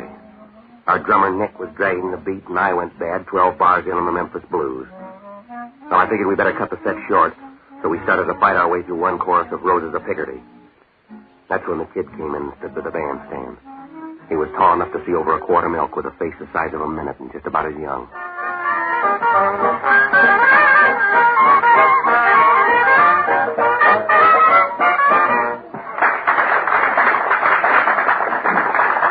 All right, let's get off for a while. Who's your friend, Pete? I don't know, but he must be tone deaf. Mr. Kelly! Mr. Kelly! Yeah, son. I heard you play. You sound good. We've been better. What's on your mind? Father Cronin sent me to see you. Are you doing a little missionary work? Oh, no, sir, nothing like that. I'm an altar boy over there. Father calls me Little Jake. I sure got you working the late shift. I've been trying to get a hold of you all day. Father wants a favor. Well, make it a small one. I'm all out of the big one. And he just wanted to know if you could come by St. Timothy's and see him. He said tomorrow morning right after the 9 o'clock. Okay. Tell him he keeps terrible hours. I'll be there. Thanks, Mr. Kelly. Pete Kelly? Yeah, that's right. Tell the kid goodbye. He knows his way out. Should I go, Mr. Kelly? Beat it, kid. Yes, sir. Goodbye, Mr. Kelly. Yeah, goodbye, Kate.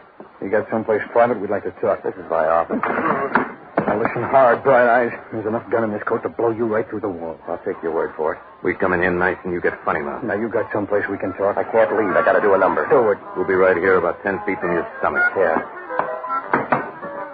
All right. Let's go. You look sick, Pete. What's the matter? I feel fine. Who's sorry now? Everybody ready? Let's go.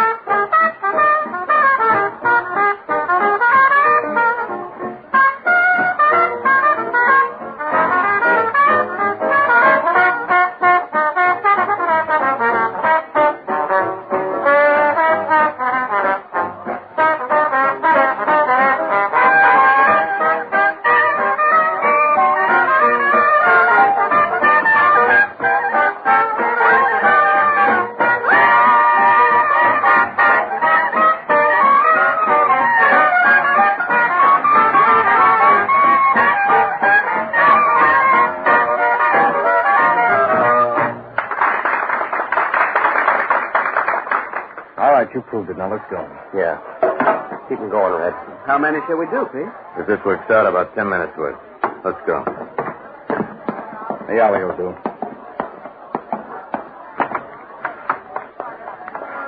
We need a favor, Kelly. Yeah, there's a run on them tonight. Give me the envelope, Dix. Yeah. You got an inside coat pocket, Kelly? Come on. Either throw or pass the dice. Hold him, Dix.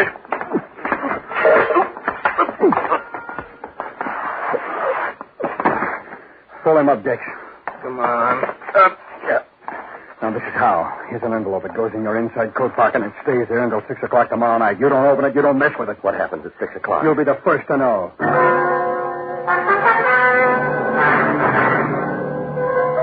Well, I stood there in the alley and watched them walk away.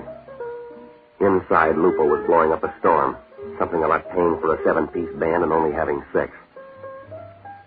Well, it wasn't worth trying to get back on the stand. I got a cab and went up to my room. I tried to get to sleep. It was no good. I got up. I was sick to my stomach. After that, I went to sleep. The next morning, I made a pass at some breakfast and tried to look through the sports page. Harry Heilman got 4 for 5 against the Red Sox, but that's all I read. That envelope had me. People have been taken out in alleys before, and they've been worked over, usually to get something away from them, not to give it to them. No matter how I tried to put it together, it wouldn't come out. Thin or fat, it wouldn't slice. I had the envelope, and I had to wait till 6 o'clock. Well, I gave up on the coffee, and I started over to see Father Cronin. It was a little after 9:30 when I started up the steps of St. Timothy's. I figured Mass was almost over, so I hung around in the vestibule for a couple of minutes, trying to look like a part-time bell ringer. Hi, Mr. Kelly. Hello, Jake. Father's back in the sacristy, Mr. Kelly. He said for me to show you the way. They move it? No, sir. All right, Jake. Show me the way.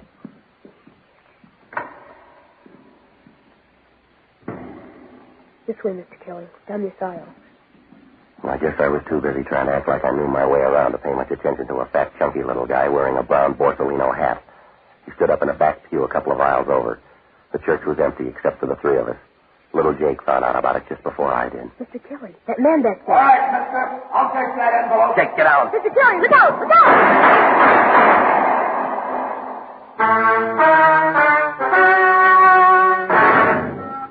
Well, in Kansas City, you learn early to look for trouble. Any place, any time. But this is the first time it caught up with me in the middle of a church. The last 3 shots were a waste of money. Jake went down like young wheat in a hailstorm. When I grabbed for him, I hit my head in the base of a marble pillar. I lost the edge right there. By the time I hit the street, he was gone. I guess I covered every alley and street in the neighborhood. But it was like trying to wash a pail of dirty water. I don't know how much later it was when I stopped for a minute in an empty doorway and tried to remember what I was chasing. Well, a siren was crying off somewhere in the distance, and I started back for the church. The coroner's wagon was just pulling away as I got there. I didn't see Father Cronin around, so I went back to the rectory and rang the bell. He came to the door in his shirt sleeves. He stood there for a minute just looking at me. And then he motioned me inside. In here. Sit down. The kid, Father, little Jake. He's dead. You want to blow by blow? Yeah, I know, Father. I was there. Sure you were there. You're always there. I should have known better than to call you. I should have known it meant trouble. Oh, wait a minute, Father. This wasn't my party. I called you here today to ask you a favor, Pete. Yeah, I know. You don't know. It's too late now. We were going to have an altar boys picnic tomorrow at Washington Park. I wanted you to play a little music for us. We won't be going now, Pete. We got a funeral instead. Yeah. What do you want me to say? Don't say anything, Pete. If you've got any private fights, that's your business. But don't bring your beef into the church. I never saw the guy before, Father. Don't kid me. He didn't come in here to shoot little Jake. Now, look, I know this is hard to understand. You bet it's hard to understand. We've been over it before, but you ran with the same pack. You hung on to the same friends. You had it all figured out. Well, you figured this one, Pete. There's a 9-year-old boy on his way to the morgue. He took a gangster's bullet that you earned. Now you go ahead. Figure it. I got this envelope. I don't want an explanation. Take your excuses and peddle them where you need them. To the bootleggers and the gunmen.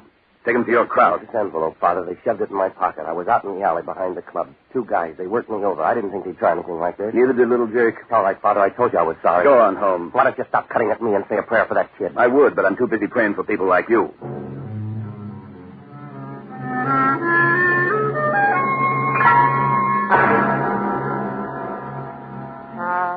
Well, you couldn't blame him. How do you explain away a dead kid lying in front of an altar rail? All I could offer was a 2-cent envelope in my coat pocket and a wild night in an alley.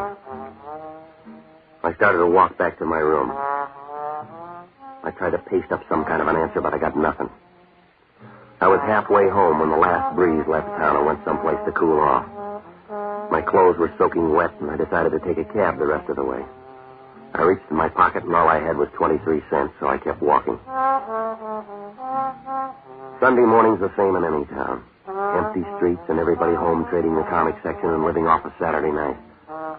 You could live here all your life, and on Sunday morning you just got in town. It was about noon when I got to my hotel. I went up to the second floor and unlocked my door. They were sitting on the bed. Their coats were off, and they'd hung them on the back of a chair. The same two boys who'd given me the envelope last night. Got a real hot room here, Kelly. You want to move off this cord. Yeah, next time I'll get twin beds. Is everything all right with that envelope? It made a murder, mister. You take it. Put it back in your pocket. Now get this, both of you. There's a lot of something wrong here. I've had my turn. You find yourself another fall guy. There's a lot of inside coat pockets in this town. Look for a new one. We like yours, and that's where it's going to stay. Now, you don't listen good. Me and Dex put it out last night, and you didn't pick up on it. We got you on board, and we'll tell you when to get off. 6 o'clock, boy. How long do you think this jag will last? Look, I'm cashing in. I've had enough. What were you doing this morning, trying to pray your way out? The priest wanted a favor. I got it, Lon. Yeah. Yeah, he's in. No, he's busy. From 2 to 5. Sure, come on up. Benny. He went for it, huh? On his way up. We're going to stay a while, Kelly. Well, there's only 3 chairs. I'll make it easy for you. Stay put, mister. No, he's your friend. I'm checking out. First time you've been right.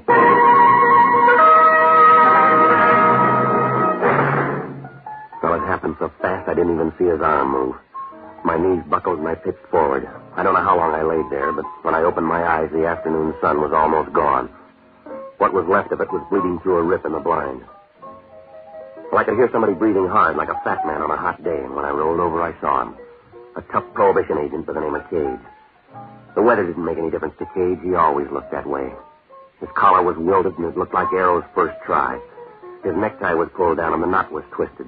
The heat had worked him over so that the front of his shirt was splotchy and damp. Reminded you of a first grader's map of the world. He was sitting in a chair with his arms draped over the back and his head resting on his hands. He was smoking a Milo Violet, but it didn't help that much. His mouth was wound around a toothy grin, and he looked like a mountain lion who'd just eaten her young. You can get up now, Kelly. You made your point. Yeah, sure. How long you been here? Long enough to fill out your booking slip. You're going to jail, mister. What for? Sleeping on the floor? For the dead guy on the bed. Who is he? I don't know. How'd he get there? You put him there after you shot him. Now get your hat. Look, Prohibition's your racket. Dead bodies are out of your line. Not when I find him in your room. Now let's go downtown. We'll both tell homicide. We'll find the details later. Gage, you couldn't find yourself in a mirror. I didn't have anything to do with this, and you know it. I've been out for the last 3 hours. This happened after they slugged me. Save it for the jury. All I know is I got a phone tip to check room 205. I come up here and I find you and a dead guy. That's all I need. You can dress it up fancy and make it look cute, but it still comes out murder. There's enough liquor in this town to float it away, and you're wasting your time with a killing that's none of your business. You're my business, big shot. Somebody put 2 pounds of lead in Benny's chest, and you're my pick. Benny who? Benny Davis. He worked for Mike Quinlan. You look pale. Yeah, I'm just beginning to feel the squeeze. Mike Quinlan on one side and those 2 trigger men that you let walk out of here on the other. You got it, and I'll be turning the handle. Now, before you start worrying about your picture in the paper, you better turn up the 2 guys that were here with me. That part of the same dream? They gave me an envelope to hold for them. The price on it's going up by the minute. A 9-year-old kid died for it, and this guy here on the bed. That's a good story. Do you write him down or just make him up? Look, you got nothing on me, and I haven't got much time. I'm leaving you. That's all right. I call downtown. The minute you hit the street, they'll pick you up. In the meantime, you better come up with more than you got. They don't hang you in this state on a hunch. I'm going to check this room over. I'll find all we need. You couldn't find your head with both hands. Goodbye, Cage. All right, you got till midnight, big shot, and then I'll be around. Yeah. I'll have it all set up. All we'll need is time to run the extra.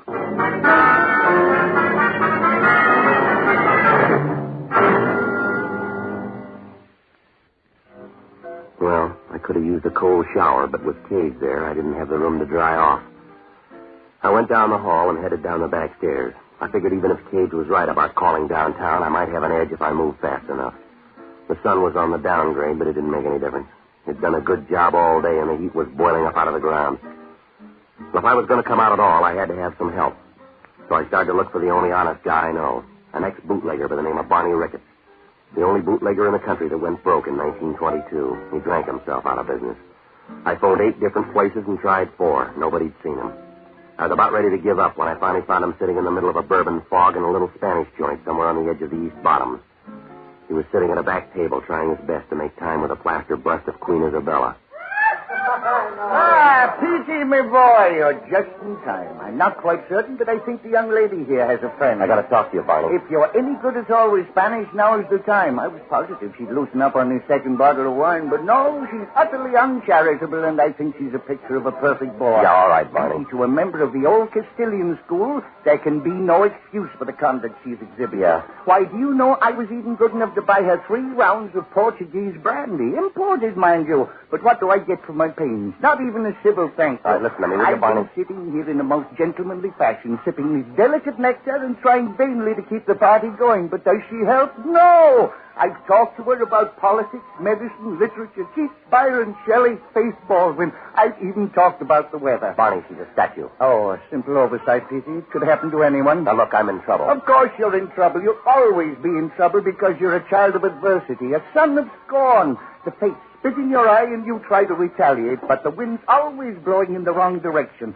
You're a lost leaf in the mortal storm, Petey. You're a pebble shaking a tiny fist at the mountain. You'd like to fight for some strange, fantastic cause, wouldn't you? But you can't find anybody your size. Men are too small and the gods are too big. Petey, you're lost. Are you all through now? Yes. What kind of trouble? A pair of bum murder raps. Somebody slugged me in my room, and I woke up with a dead guy. Dubious honor. You mentioned 2 murders. One of them was an altar boy over at St. Timothy's. The other guy worked for Mike Quinlan. The same Quinlan that controls most of the Canadian import here in town? Yeah, that's him. Oh, time's short. Let's finish the brandy. 2 guys started all this at the club last night. Names are Ludd and Dex. Mean anything to you? This'll all sound better with more brandy. You picked 2 of Quinlan's first string. Ludd Sandell and Dex Porter, both killers. Look, they gave me an envelope to hang on to. Now, nose around. See if you can find out what it all means. The dead guy up in my room, his name's Benny Davis. See if you can find out where he fits in, will you? It'd be a lot simpler if you just joined Quinlan's gang. Benny Davis holds a card in the same organization. Well, how about Ludd and Dex? Any bad blood between them and If Davis? there is, it doesn't show. They're closer than unborn peas. You sure about that, Barney? Police blotter can't be that wrong. Benny's sister will tell you the same thing. Where do I find her? Chelsea Apartments. Beautiful girl, Petey. When you're my age, she'll disturb your memories. All right, now get going, will you? See how close you can get to Quinlan's headquarters. Find out what you can about Ludd and Dex and Benny Davis. Maybe Quinlan's got him on a special job or something. Find out what it is, will you? You'll find me in a temporary economic slump, Petey. I'll need car fare. Yeah, well, that makes 2 of us. I'm broke. You'll have to do it on foot. Oh, well, I have friends here, and my credit's unlimited. Well, hurry up, will you, Barney? One moment. Alfonso, would you loan me $1.50? Come on, let's go. He's only bluffing. He won't shoot.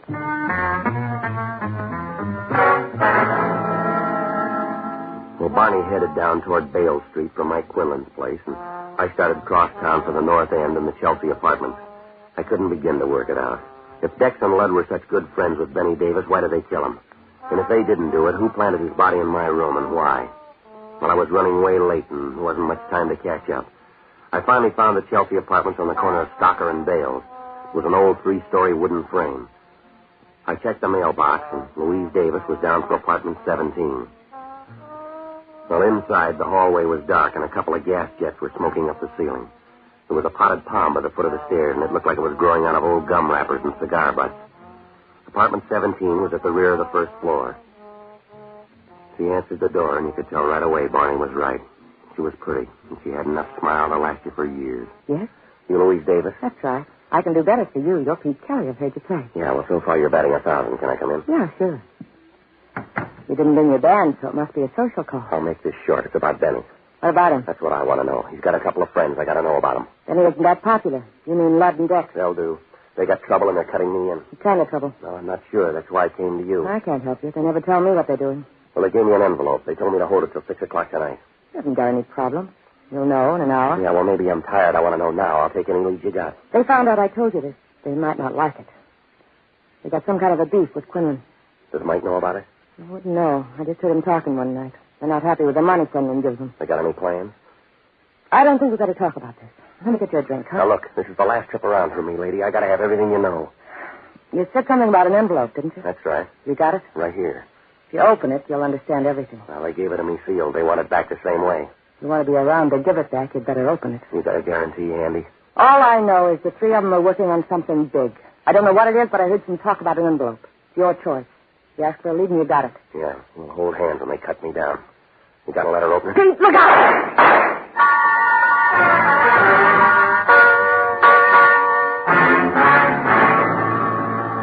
Well, it all happened faster than a Mexican divorce. Louise Davis was dead before the echo left the room. Well, I got to the window, but whoever did the shooting was gone. I grabbed the envelope, and on my way out, I took another look at her. There wasn't anything left but the smile. I cut through a couple of back lots and down an alley. I stopped in a doorway and opened the envelope. Inside was a handful of typewritten sheets. Looked like a lot of headache for 5 pieces of paper. And then the bell rang.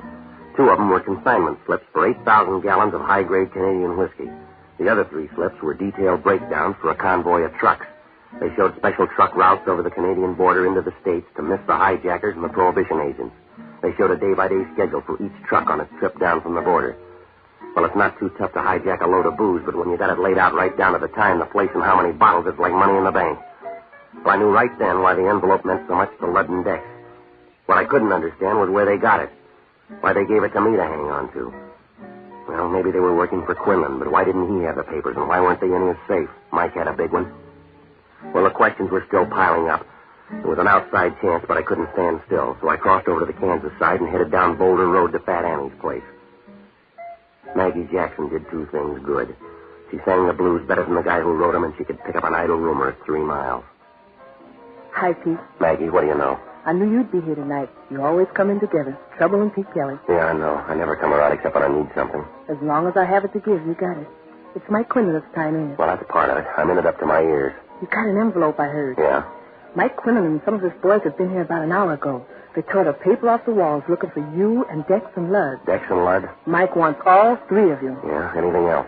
No. Bonnie Ricketts called for you. Did he leave a number? He's still waiting on the phone. I took the call. He said you'd end up here, so he just hung on. Well, I'll get it right now. Yeah, the boss is kind of mad. The phone's been tied up for 2 hours. All right, thanks, Maggie. Sure, and good luck, Pete. Hello, Bonnie. There you are, Phoebe. That'll be $1.25 for another 3 minutes. Yes, all right, operator. Alfonso, 5 more quarters, please. No, the quarters. Just a minute, Petey. Alfonso doesn't know the quarters from the house. Yeah, well, hurry up.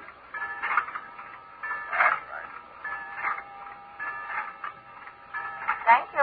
Now then, Pete. No, Alfonso, no more money for the moment. What's going on, Bonnie? Where are you? Fort Madison, Iowa. I'm troubleshooting for you, Pete. Well, what'd you find out? It's a double cross. Mike Quinlan's involved in one of the biggest deals of his career, and Benny Davis, along with Dex and Ludd, stole the consignment papers. Yeah, I know. That's what's in the envelope. You better get them back to Quinlan. I understand he's been tearing up the town for him. Well, what do I do about Dex and Ludd? She might easily end up like Benny Davis. Since Ludd and Dex didn't want to split it 3 ways, so they killed him. You sure about all this? That's why I'm up here in Iowa. I suggest that you join us. No, I'll see you when you get back. It's in a gay, mad world, Petey. We drove 60 miles an hour all the way up here. Yeah? Alfonso's drunk. He thinks the phone's his slot machine. He's waiting for the payoff.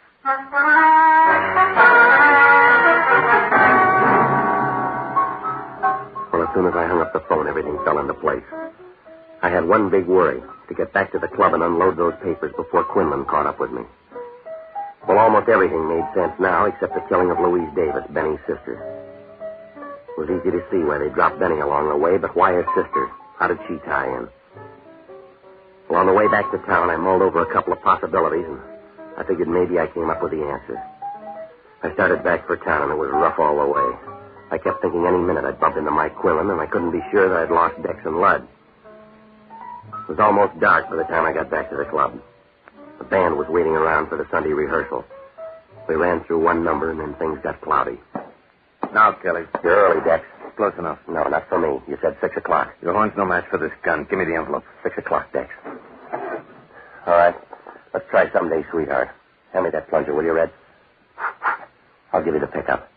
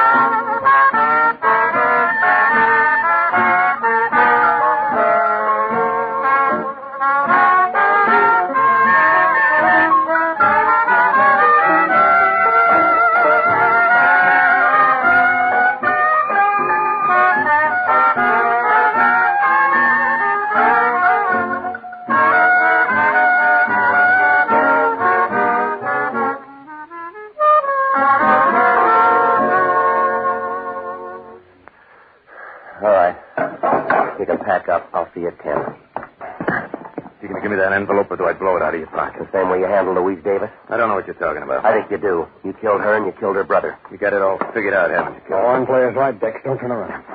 You got it wrong, Lud. I don't think so. I never should have let you kill Benny. That should have been the tip-off, and that kid in the church and Benny's sister. You had to make the big try. Was for me and you, Lud. It won't wash. You're going to die, Dex. Pick a spot to lay down. Not in the back, Lud. You'd give me a better chance than that. Would I? Look out, Lud. Like I said, Dex, pick a spot.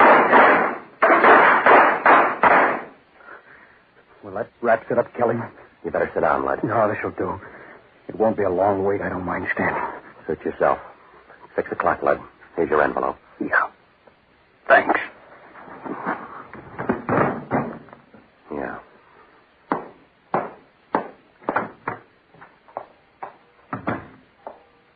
Hello, Pete. Hi, Father. Just going to stop by. I heard the gunshots. I knew you'd be around. Well, let me tell you again, Father. I'm sorry about Jake. I don't know what else to say. I'm just sorry. I believe you.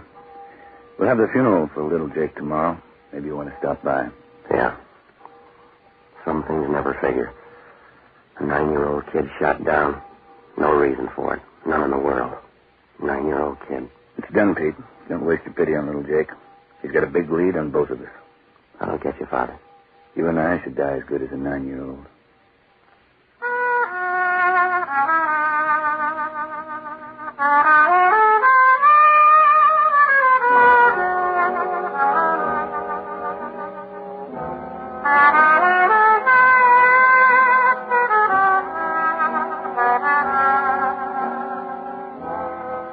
Kelly's Blues, starring Jack Webb, with story by Jim Moser and music by Dick Cathcart. Scoring by Matty Matlock.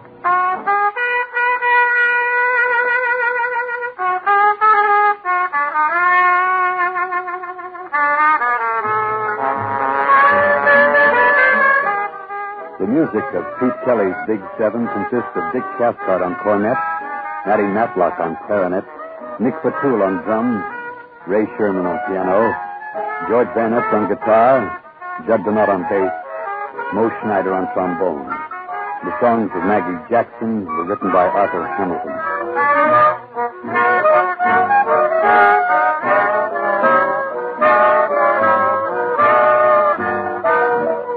Pete Kelly's Blues is a presentation of the United States Armed Forces Radio Service.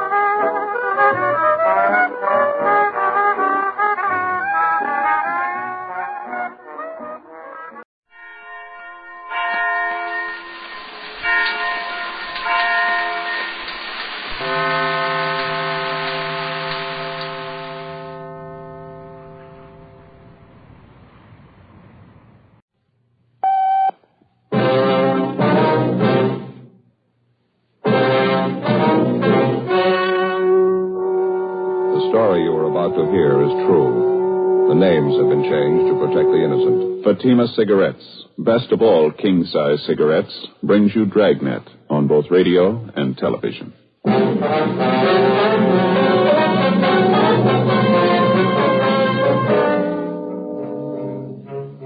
You're a detective sergeant. You're assigned to homicide detail. A woman reports the disappearance of her 30-year-old brother. He's been missing for only 2 days, but the manner of his disappearance was sudden, out of the ordinary. Your job? Investigate. Fatima, America's first largest-selling blended cigarette. Fatima, now best of all king-size cigarettes. Prove it yourself today. Compare Fatima with the king-size cigarette you're now smoking. 1. Fatima's length filters the smoke 85 millimeters for your protection. 2.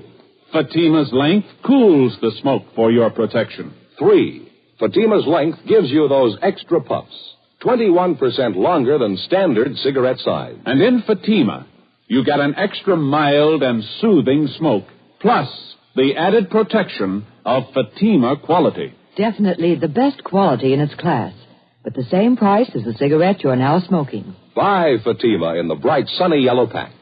Best of all, king-size cigarettes.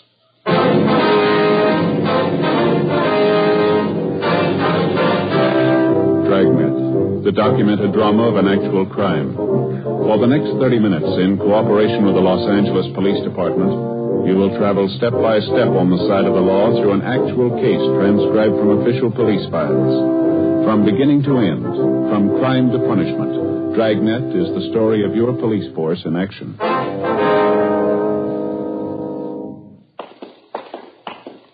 It was Wednesday, November 14th. It was overcast in Los Angeles. We were working the day watch out of homicide detail. My partner's Ed Jacobs. The boss is Captain Lorman. My name's Friday. We were on the way out from the office, and it was 8:56 a.m. when we got to the S&H Paper Company on 4th Street, the rear entrance. Where do we find her, Joe? Upstairs? No, main floor. She told me we'd find her in the timekeeper's office. She said it was near the back door entrance. We couldn't miss it. Let's give a look down the corridor, huh? Maybe one of the workers can tell us. Yeah, right. Looks like some kind of an office there, doesn't it? Just beyond the time clock? Let's see. Paymaster, head timekeeper. Yeah, that's it. The door's locked, Ed. You want to rap on the pay window? Yeah. Yes? Police officers, ma'am. We have an appointment with Miss Edith Tabor. Oh, yes, officers. I'm Edith Tabor. Just a moment, please. I'll ring the buzzer. Just push on the door. All right, thank you, ma'am. Go ahead, Ed. All right. Are you the one I talked to on the phone, Sergeant Friday? Yes, ma'am, that's right. This is my partner, Sergeant Jacobs. How do you do? This is about your brother, Miss Tabor. Ralph Tabor, is that right? Yes, that's right. I know there must be something wrong. Ralph's been gone since Sunday. No one's seen him. No one's heard from him. I'm worried sick about it. Last time you saw him was on Sunday? No, I didn't actually see him. I talked to him on the phone. We made a date for dinner. Ralph and I always have dinner together Sunday nights. About the only time in the week we do get to see each other. I see. I believe you told me on the phone you already checked with most of his friends, the places he'd most likely be. Is that right? I've called everyone I can think of. No one's seen him. Your brother's never done anything like this before, miss? Going off without telling anyone? No, never. I'm very worried, Sergeant. Can you think of any reason at all why he'd want to disappear of his own free will, I mean? No. No reason in the world for it. He seemed perfectly all right when I talked to him on the phone Sunday. Everything was fine. We made a date for the movies Tuesday night. That was for last night. Picture downtown we wanted to see. He made a special point of it. I just know something must have happened. I gather you know most of your brother's friends. You've kept in fairly close touch with him, haven't you? Yes, we get together at least once a week, as I say. I'm 4 years older than Ralph. I've looked after him since we were kids. We've always been together, the last 5 or 6 years especially, ever since Mama died. Your brother in a pretty stable mental condition, was he? No financial worries, nothing of that kind? No, sir, nothing I know about. I'd like to double-check this information that you gave me on the phone, Miss Tabor. The name and address and his description. Yes, sir.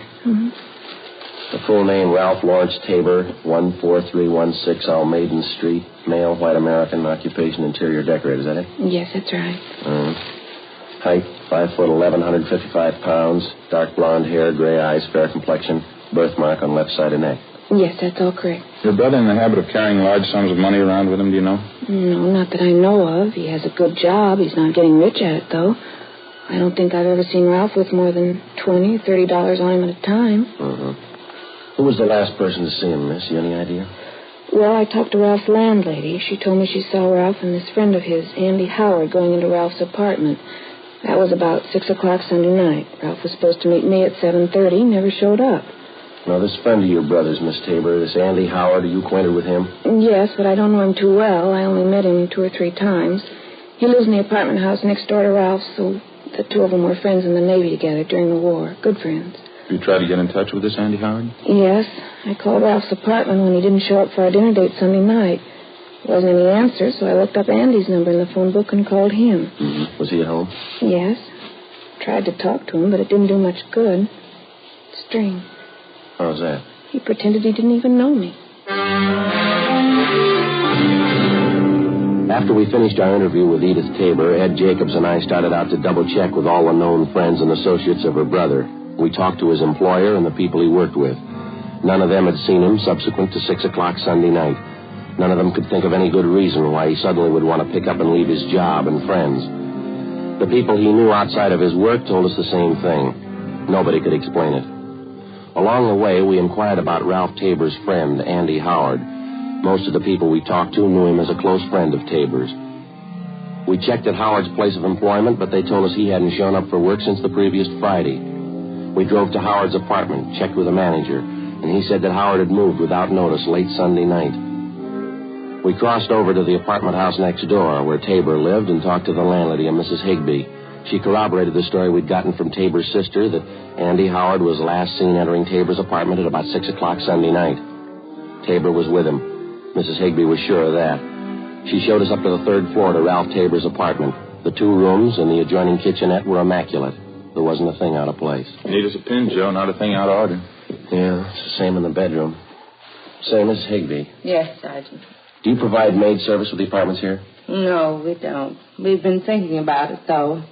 Haven't quite made up our minds. Such a task, getting good, competent help these days. And the tenants are responsible for the entire upkeep, huh? Yes. Everything but painting, wallpapering, things like that.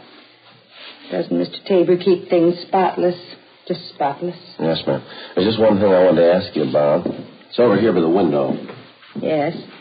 Now, this wire here, apparently an aerial connection for a television set. Looks like... Yes.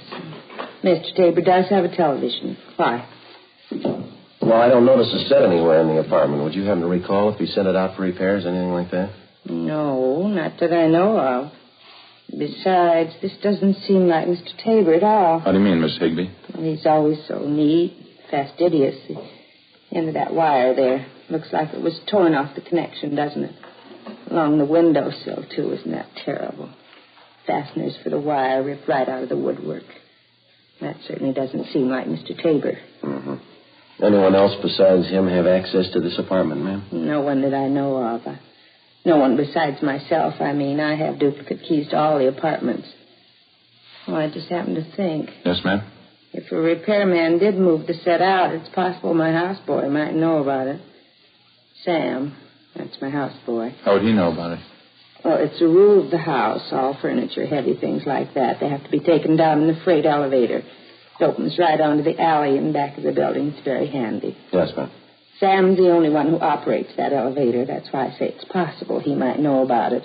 Would you like to have me ask him? I wonder if you would, please. Oh, surely. It won't take but a minute, and I'll be right back. Thank you, Miss Higgins. Joe, you want to have a look over here? Yeah. What do you got? This wall bed here. I tried to pull it down. It's stuck. Mm-hmm. Stand right here. Oh, over here. See if you notice anything. Yeah, I do. You want to give me a hand? See if we can't get the bed down? Yeah. Push it on your side, then. Okay. That's it. Okay. It's coming down now. Good Lord. Yeah. Tabor, you think? Well, the description seems to fit. Beaten to death, looks like, doesn't it? Something sticking out under the bed covers there. Yeah, it's a claw hammer. Stains all over it. Vicious. Guess the killer wanted to make sure. It's one of the worst I've seen. Feel sorry for the sister. She was pretty close to him. It's going to be tough on her. No tougher than it was for him. 2:38 p.m. We phoned the office, told them what we'd found, and then we put in a call for Lieutenant Lee Jones and the crime lab crew. While we were waiting, we questioned the landlady again, Mrs. Higbee. She said her houseman, Sam, told her he knew nothing about a television set being moved out of Ralph Tabor's apartment. However, it was possible somebody could have taken the set down in the main elevator late at night without being seen. Mrs. Higbee also told us that Tabor had a car. We checked the apartment garage, but it was gone. All Mrs. Higbee could tell us was that it was a late model car and that Tabor often loaned it to his friend, Andy Howard. Sergeants Al Shambra and Joe LaMonica from Homicide arrived, and together the four of us interviewed the employees and the tenants in the apartment building. They gave us little or nothing at all. A few minutes before 3 p.m., the crime lab crew showed up and started their preliminary investigation. We put in a call for the coroner. From the obvious lack of fingerprints in usual places around the apartment, it was apparent that the murderer had taken great precautions to cover his tracks. 3:35 p.m. The deputy coroner arrived, and after the preliminary investigation was finished, the body was removed to the county morgue. Ed and I went back to the office, checked our DMV, and got out on all points on Tabor's car, and also on the friend he was last seen with, Andy Howard. R&I turned up a single entry for Howard's criminal record, a drunk driving charge. 5:20 p.m., we met with Edith Tabor and broke the news of her brother's death. When she recovered from the shock, we interviewed her briefly. It was Andy Howard. I know it was him. It had to be. Why do you say that, Miss Tabor? There's something about this man Howard you haven't told us? He's no good, Sergeant. He's no good at all. That's what I've been afraid of. I've been afraid of it right along. Well, just how do you mean, ma'am? He's no good. He's a tramp, a bum. Won't get a job. He's been living off my brother. He isn't normal. There's something wrong with him. Well, how is it your brother put up with him?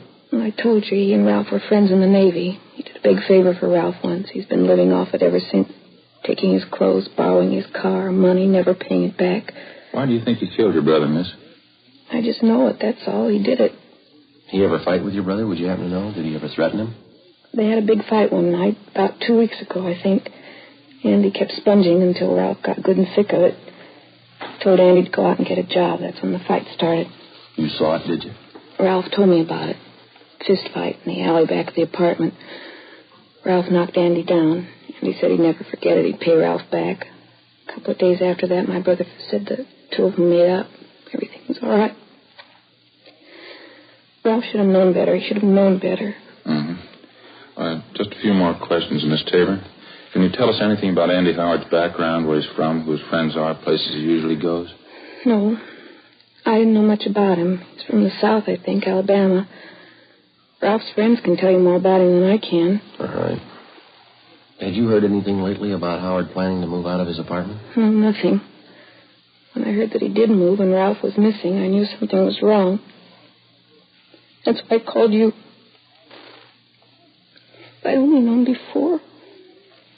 Poor Ralph, if I only knew. Well, try to take it easy, ma'am. We'll arrange for a car to drive you home, all right? It's so hard to understand. It's hard. For anyone to kill Ralph like that, horrible.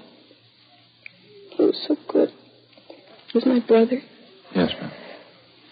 What do you say to a man who kills your brother? How do you understand him? What do you tell him? Well, why even try? What? Let the jury tell him. Before we had the victim's sister, Edith Tabor, driven to her home, we asked her about the television set in her brother's apartment, but she was unable to explain its absence. Burglary detail had already been notified about the case, and the pawn shop detail alerted. An APB had been gotten out containing a complete description of the TV set along with the serial numbers. A few minutes after we got back from dinner that night, we had an answer on it. A pawn shop operator on West 7th Street called in with the information that he'd taken in a television set with identical description and serial numbers as that of Tabor's. Ed and I drove out to the pawn shop and checked the operator's buy book. The set had been pawned the day after the murder. The serial numbers and description matched in every detail. The description and signature of the man who pawned it matched perfectly with that of Ralph Tabor's friend, Andy Howard. The set was impounded, and just on a chance, we had Dean Bergman dust it for latent fingerprints. Dean? Oh, hi, Ed. Friday. How are you making out? Any luck? It's not bad. Have a look here. Yeah. Picked up 4 sets of prints off it, all told. These here are the dead man's. Yeah. These here, they belong to the pawn shop operator. Mm-hmm. These belong to his son. Helps him in the shop. Yeah. Guess this is the one you're looking for. 2 clean index prints. Did you classify them? Checked them against prints from Andrew Howard's package. Yeah. They match. When we checked in for work the following morning, we got the coroner's report on Ralph Tabor. Cause of death was listed as cerebral hemorrhage and multiple fractures of the skull caused by blows from a heavy blunt object. The other reports from the crime lab didn't give us much help. The better part of the next 3 days, Ed and I, along with Al Shambra and Joe LaMonica, held detailed interviews with the known friends and associates of the murder victim, Ralph Tabor, and the number 1 suspect, Andy Howard. The information we picked up was incorporated in a supplementary all-points bulletin and gotten out immediately. We found out that Andy Howard had a sailor's uniform in his possession, and though unauthorized, he wore it frequently. It bore the insignia of a quartermaster first class on the sleeve. We also found out Howard had identical tattoos on each forearm, the picture of an unfurled American flag with the name Betty D below it. We had the city covered for the suspect. 4 days passed, no trace of him. Saturday, November 24th, we got an urgent call from Homicide Commander Lieutenant Mort Gear in San Diego. On the highway? Uh-huh. When was that, Mark? I see.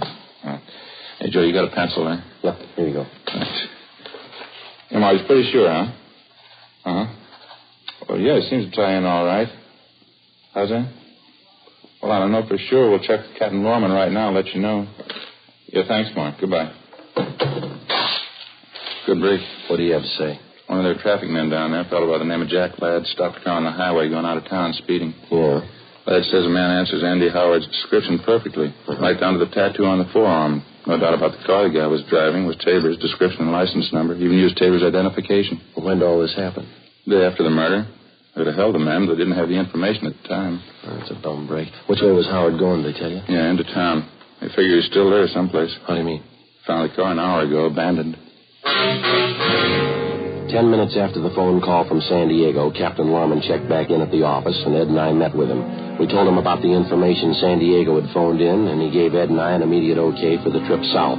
We went down to the garage, picked up a car, and 6 hours later, we checked in with Sergeant Russ Ormsby, San Diego Homicide. What's this, another fishing trip, or are we doing business this time? Afraid it's all business, Russ, the Andy Howard thing. Mark, you around? No, I won't be back till later. I can brief you on it, though. McGuire and I have been working it on this end. Well, how about Tabor's car? You still got it staked out? Yeah, no nibbles yet. What do you figure? If nothing happens, pull it in tomorrow, process it for prints? Yeah. We've had something warmer than that since Mort Gear called you. It looks pretty good. Yeah, what do you got? Only came up with it a couple of hours ago. Field interrogation card, made out last night, west end of town. Mm-hmm. Beat officer by the name of Driscoll questioned a man and a girl parked in a car out that way last night. There's a description on the man. Thanks, Russ. Yeah, fits Howard all the way in here. Mm-hmm. Couldn't get much closer. Huh? We checked out the car they were in. Belongs to the girl. Yeah. Look here, Ed. He's still using Tabor's identification. Yeah. All right, where's it go from here, Russ? You got this Andy Howard spotted? No. Beat man Driscoll, he didn't know the guy from Adam. Yeah, well, where's that leave us? The girl Howard was with. Driscoll knew her. We contacted the beat officer, Driscoll. The girl who'd been spotted sitting in a parked car the night before with murder suspect Andy Howard was identified as Helen McClung, a waitress in a downtown cocktail bar. A stakeout was placed in her apartment, and she was brought in for interrogation. Well, he's not a good friend of mine. I don't know where he lives. Don't know what he does. I hardly even know him, Sergeant. You were out for a drive with him the night before last, that right? Sure, I don't deny that. We went out for a ride. That's all there is to it. You sure you don't know where this man lives, Helen? Not exactly, no. He's staying at a hotel downtown, I think. We went for a ride, and I dropped him off at the bus line. That's all there was to it. Do you expect to see him again? You have any dates with him in the next couple of days? No. To tell you the truth, I thought I had a date. Didn't work out. Nothing ever works out. Phone this morning, called it off. Tell you why? He gave some lame excuse. I found out the real reason, though. What's that? You mind telling us? No, I don't mind. Got a date with my girlfriend instead. Claire Peterson. Burned me up a little, but I don't mind. Well, where's your girlfriend live, Helen? You mean Claire? Out on Rose Avenue, 1500 block. I'm not sure, though. Is he going to pick her up there? I guess so. Why? When's the date for, do you know? Yeah, tomorrow night.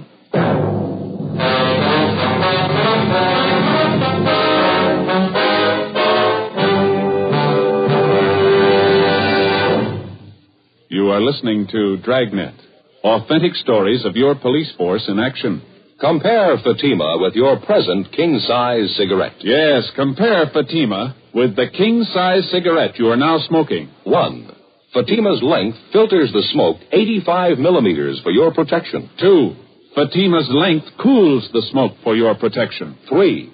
Fatima's length gives you those extra puffs, 21% longer than standard cigarette size. And in Fatima, you get an extra mild and soothing smoke, plus the added protection of Fatima quality. Friends, to show our confidence in Fatima, to convince you quickly, dramatically, that Fatima is the best of all king-size cigarettes, we make this money-back guarantee. Buy a pack of Fatimas. Enjoy Fatima quality, extra mildness, and superbly blended tobaccos. If you're not convinced Fatima is better than the king-size cigarette you're now smoking, just return the pack and the unsmoked Fatimas before April 1st, and we'll give you your money back plus postage. Fatima, Box 37, New York 1. Remember, each king-size Fatima gives you an extra mild and soothing smoke, plus the added protection of Fatima quality. Switch to Fatima today. Best of all king-size cigarettes.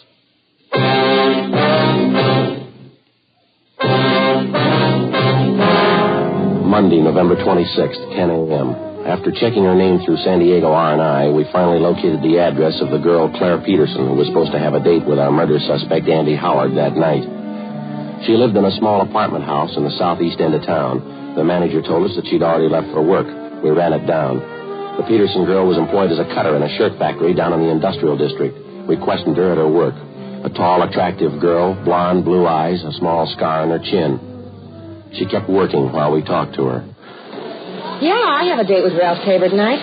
Something the matter? Afraid so, Miss Peterson. The first place, his name isn't Ralph Tabor. No, I'm sorry. You must be wrong, officer. I was out with him just last Monday. I know that's his name, son. Everything he has, his car, his wallet, all his business papers. Guess you must have made a mistake. No, it's no mistake, man. We checked it out pretty thoroughly. We'd like to talk to you about him if we could, please. Well, there's not too much to tell. I just met him Monday night. It was with my girlfriend, Helen. He wanted to go out with me, so I made a date. I didn't think there was anything wrong. You said he's to meet you at your apartment, Miss Peterson. Did he give any specific time when he'd be there? 8 or 8:30, he said. Hey, what's wrong? Do you know? There's something wrong with the man. I ought to know, don't you think? We want him for questioning, ma'am. You any idea where he lives? No, I haven't. One of the hotels downtown, I think. 5th Street or 6th Street. I wouldn't know for sure. Why do you want him? Can't you tell me, please? We believe he's committed a murder, Miss Peterson. Matter of fact, we're sure of it. What do you want me to do? If he calls up before your date tonight, don't do anything to discourage him. Tell him to meet you. If he wants to postpone the date, try and make him come tonight. If you can't do that, try and find out where he's staying. And don't let him know we talked to you. Well, all right, I can try. You'll be there when he comes to my apartment, I mean. Yes, ma'am, we'll be there. You'll be protected all the way. Well, what do you do? Ma'am? What do you do? You say he's a murderer. He must be desperate. What do you do? How do you arrest him? It's his choice, ma'am, any way he wants it. As soon as we left the plant where the Peterson girl worked, we called Sergeant Tony McGuire at San Diego Homicide Detail, and he made arrangements for an immediate stakeout at the girl's apartment. At 7 p.m., Ed and I, along with Russ Ormsby and Tony McGuire, drove out to supplement the men on stakeout at the girl's apartment. 8 o'clock, 9, 9:30, 10 p.m., still no sign of the suspect. At midnight, our relief team showed up, and we headed back for the office. When we got there was a bulletin from the Highway Patrol reporting that earlier that night, a man partially identified as Andy Howard had been seen heading north from San Diego on U.S. Highway 101 toward Los Angeles. We got Captain Lorman on the phone, briefed him on the latest developments, and told him that photographs of the suspect had been distributed to all officers. The next 10 hours failed to turn up anything new. San Diego officers continued to cover their end. 11:15 p.m. the next day. We drove back to Los Angeles and reported in at homicide. There was a note in the book from Lorman asking us to check in early the following morning, so Ed and I signed out and went home to get some sleep. The next morning, 1:45 a.m.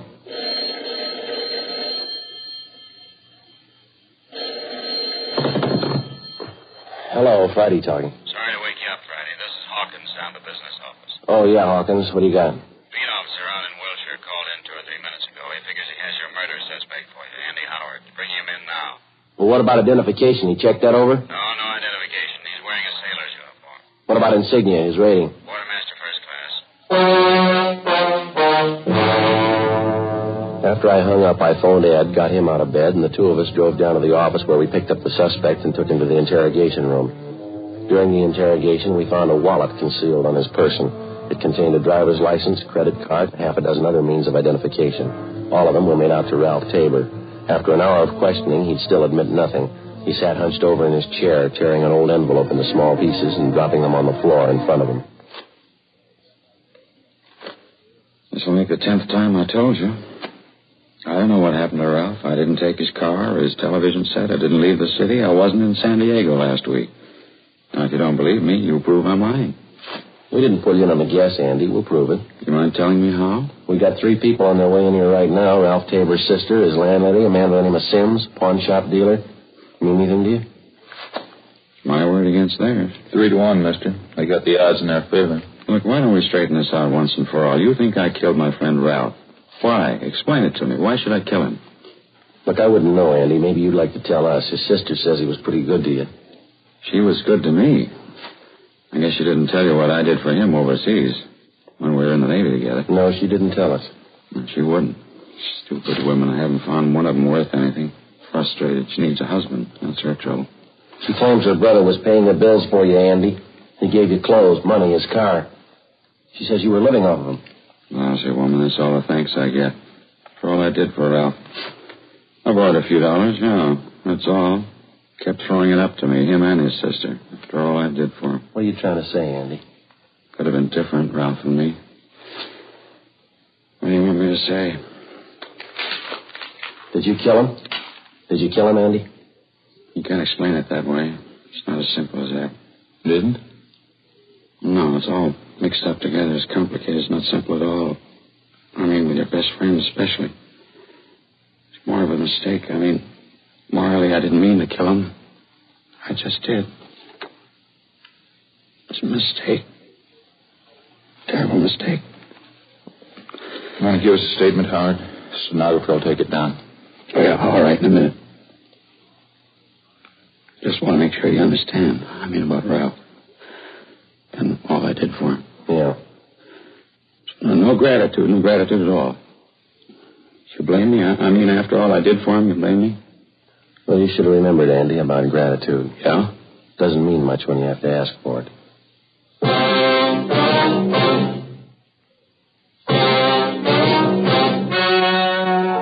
The story you have just heard was true. The names were changed to protect the innocent. On February 4th, trial was held in Superior Court, Department 89, City and County of Los Angeles, State of California. In a moment, the results of that trial.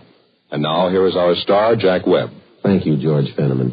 Friends, you've been listening to Dragnet for the past 28 minutes. Now, it'll take you less than 28 seconds to prove that Fatima is the best of all king-size cigarettes. Just compare Fatima with the king-size cigarette you're now smoking. Fatima filters the smoke through a long distance of 85 millimeters. Fatima's length cools the smoke for your protection. Fatima's length gives you those extra puffs, 21% longer than standard cigarette size. And in Fatima, you get an extra mild and soothing smoke, plus the added protection of Fatima quality. Prove it today. Buy Fatima.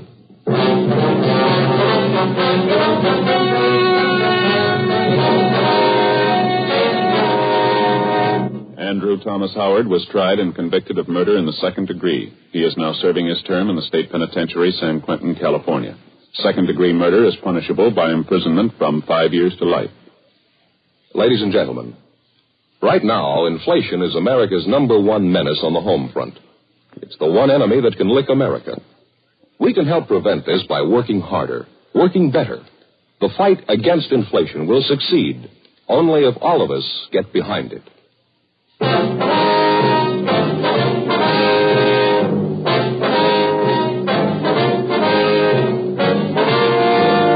You have just heard Dragnet, a series of authentic cases from official files. Technical advice comes from the Office of Chief of Police W.H. Parker, Los Angeles Police Department. Heard tonight were Barney Phillips, Joyce McCluskey, and Virginia Gregg. Script by Jim Moser. Music by Walter Schumann. Hal Gibney speaking. Fatima Cigarettes, best of all king-size cigarettes, has brought you Dragnet, transcribed from Los Angeles.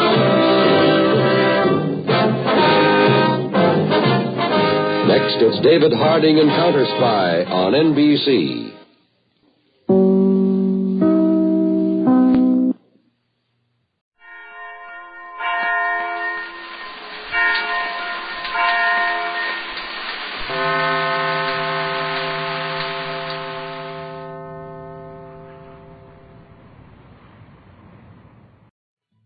Ladies and gentlemen, due to technical difficulties beyond our control at the moment, the Dragnet program, originally scheduled at this period, has been postponed temporarily.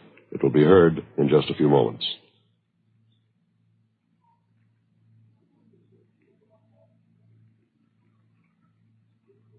Partners at Jake. Boss is Captain Steve. My name's Friday. We're on the way out from the office, 10:38 a.m. when we got to Paris Avenue. Number 213. Yes? How do you do, Miss Wagner? Police officers, I'm Sergeant Jacobs. This is my partner, Sergeant Friday. Oh, yes, Sergeant. I've been expecting you. Would you come in, please? Thank you very much. Thank you. Hope you'll excuse the way the house looks, officers. Right in the middle of packing, getting ready to move. I understand. Try not to keep you, Miss Wagner. So much to do, making arrangements for Dorothy's funeral, the undertaker. Then all this moving business on top of it. I couldn't bear to stay here any longer, though. Yes, ma'am, we understand. We'll make it as brief as we can. I'd like to have you tell us about this trouble that your sister had, as much as you know about it, I mean.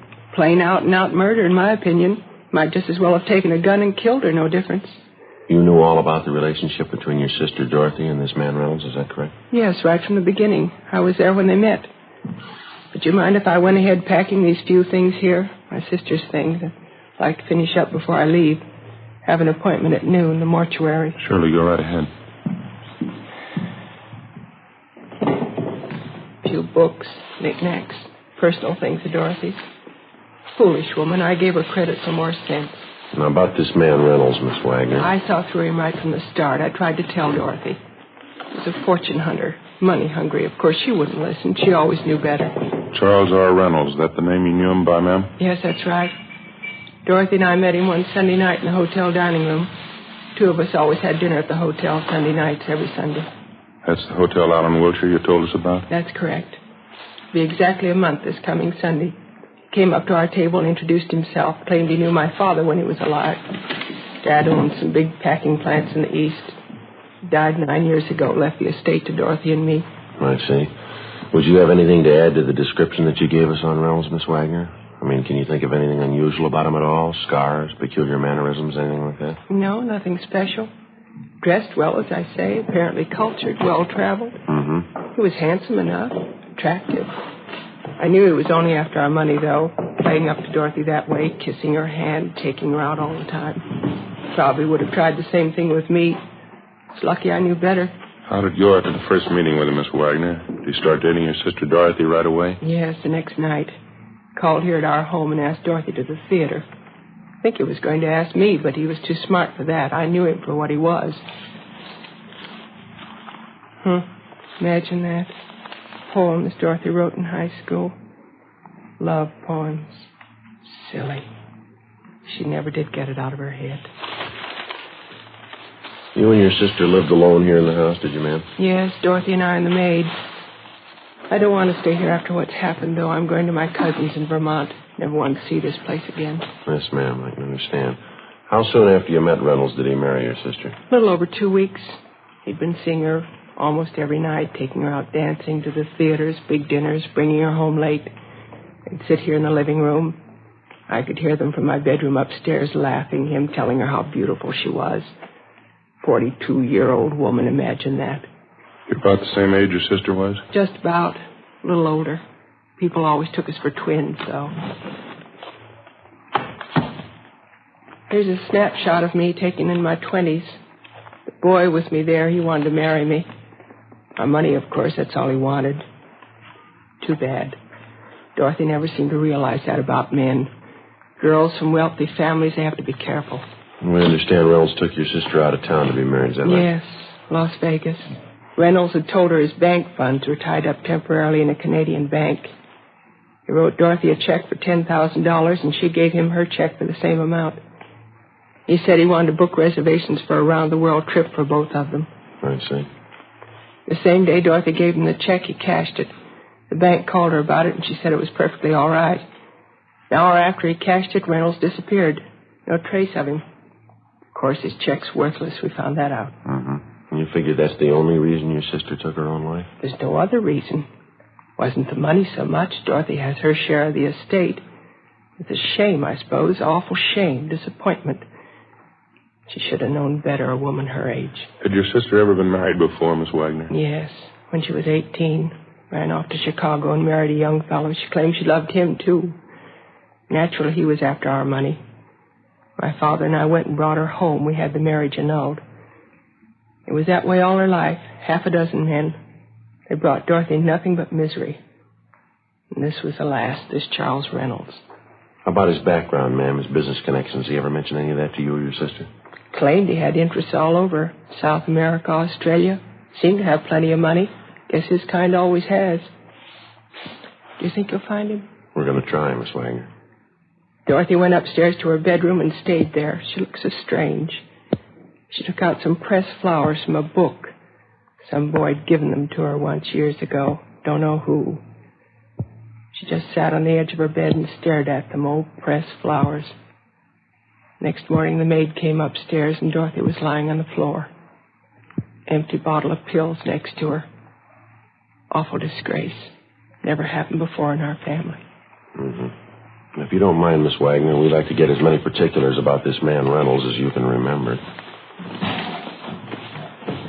There. That's the last.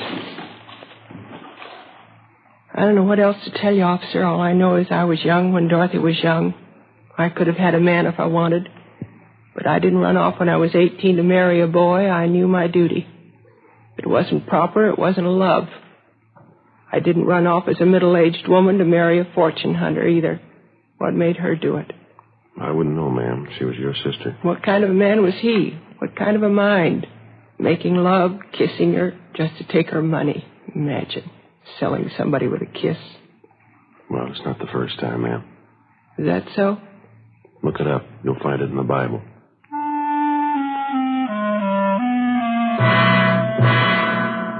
11:18 a.m. We continued to interview the victim's sister for another 40 minutes, and then we left the Wagner home, drove back to the office, and continued our investigation of the suspect, Charles R. Reynolds. As far as we were concerned, the criminal was new to us, but the crime wasn't. The marriage racket's as old as any con game on earth, and as con games go, it's one of the lowest. It trades on one of the most natural and normal instincts a man or a woman has, a desire for companionship, a home, and a family. And for the sake of an easy dollar, it betrays the victim and the instinct ruthlessly, regardless of the consequences. In the case of 42-year-old heiress Dorothy Wagner, the disappointment was too much to cope with. For her, the marriage game ended in the front parlor of a mortuary on South Hoover Street. For the suspect, Charles Reynolds, it had continued to be a paying business until he was stopped. After homicide detail completed their investigation of the case and it was definitely determined that Dorothy Wagner took her own life, the matter was turned over to us. 11:50 a.m. We got off a request to Las Vegas asking them for all the information on the marriage, and then I contacted the stats office and asked them to make a run on the suspect for us based on his detailed description and also on his method of operation. I went back down the hall and met Ed Jacobs at the R&I counter. How you doing? Not too much luck, Joe. Forger didn't come up with anything either. Nothing on him in their files. It's not much of a start, is it? Apparently, this is the first time he's worked the town. Ours, we couldn't find anything on the name, not in the main file anyway. What do you got there? I asked John to check the correspondence file. He came up with this. Out of Chicago, huh? Yeah, he came in over 3 months ago. Inquiry from their bunco detail. Suspect name right here. Frank L. Richland. Same angle, marriage racket. Yeah, the MO's pretty close. Any description? Oh, here. What do you think? 6'1", 170 pounds, gray wavy hair, blue eyes, fair complexion. That's fairly close, could be. Here's the alias list Richland uses, as long as your arm. Here's one caught our eye. Reynolds. Alias George A. Reynolds, Thomas R. Reynolds, alias C.H. Reynolds, alias Charles R. Reynolds. Wants on him for forgery, bunco, grand theft. A lot of experience. How about a mugshot on this one? None attached. No L.A. contacts either. Well, we better get off a wire to Chicago PD, have them send us what they can on him. Want to prove it one way or the other by the end of the week, maybe, huh? Yeah. Copy his name down here. Right. Frank L. Richland. Correspondence number C143732. Chicago case number D-612-32. Attention, Lieutenant Smichaels. I'm just thinking, Ed. Huh? The last time anyone saw Reynolds, when was it? 10, 12 days ago? 10 days ago, yeah. September 23rd, same day he cashed the check and took a run out. Well, if he's working the city for the first time, he must figure he's had some fair luck. 10,000 on the first try, that's pretty encouraging. Yeah? If he gets the idea the town's a gold mine, he's not going to pull out stakes here. Figures. Probably trying to reach a couple other women with the same angle. Could be he's working on it now. Well, that's the problem. What do you mean? The women. Say he's been romancing 3 or 4 of them around town. He's got them all primed. How are you going to warn a woman about a thief before her purse is gone? After getting off a wire to Chicago regarding the suspect, which was in addition to the broadcast and the APB we'd gotten out on him, Ed Jacobs and I continued checking out the various contacts that he'd made in the city. We checked stores where he shopped, banks where he allegedly did business, restaurants and hotels which he reportedly patronized. It took 3 days of dull, steady legwork. You can say it much faster than you can do it. All of the bank references, without exception, were falsified. Where he made purchases, it was strictly cash dealing. The same for the restaurants he'd frequented. Besides meager descriptions of the man, the restaurant employees weren't able to help us much. At one of the 2 hotels, where we learned he was a guest for a full month, we finally netted half a lead. One of the bellboys told us that the man known as Charles Reynolds seemed to be pretty friendly with the head waiter in the hotel dining room, a Henry Kingsbury. We located Kingsbury in the dining room in mid-afternoon, directing arrangements for a large private party to be held that night. Across the dance floor, the orchestra was on the bandstand rehearsing, the musicians in their shirt sleeves. Kingsbury was reserved and not too cooperative. Yes, I was acquainted with Mr. Reynolds, no more than the other guests, though. That's not the way we get it, Mr. Kingsbury. We hear you were pretty friendly with him. Only as far as my job goes. That's my business, making people feel at home, making them comfortable. We understand Reynolds was a pretty heavy tipper, is that right? He always took good care of me and the boys. The waiters was very generous. Did he expect anything special in return for the tips that he gave you? I don't think I understand. Oh, I think you do. How about it? Well, he was always very good to us, all of us. I could hardly refuse. Refuse what? When he first moved into the hotel, he became friendly with me, introduced himself, gave me a good tip in advance to take care of him. First few nights here, he spent at the cocktail bar, meeting people, buying a few drinks, getting acquainted. Third or fourth night, that's when he asked me. Yeah? He said when some prominent women came into the dining room, wealthy women, would I point them out to him? Single women, of course.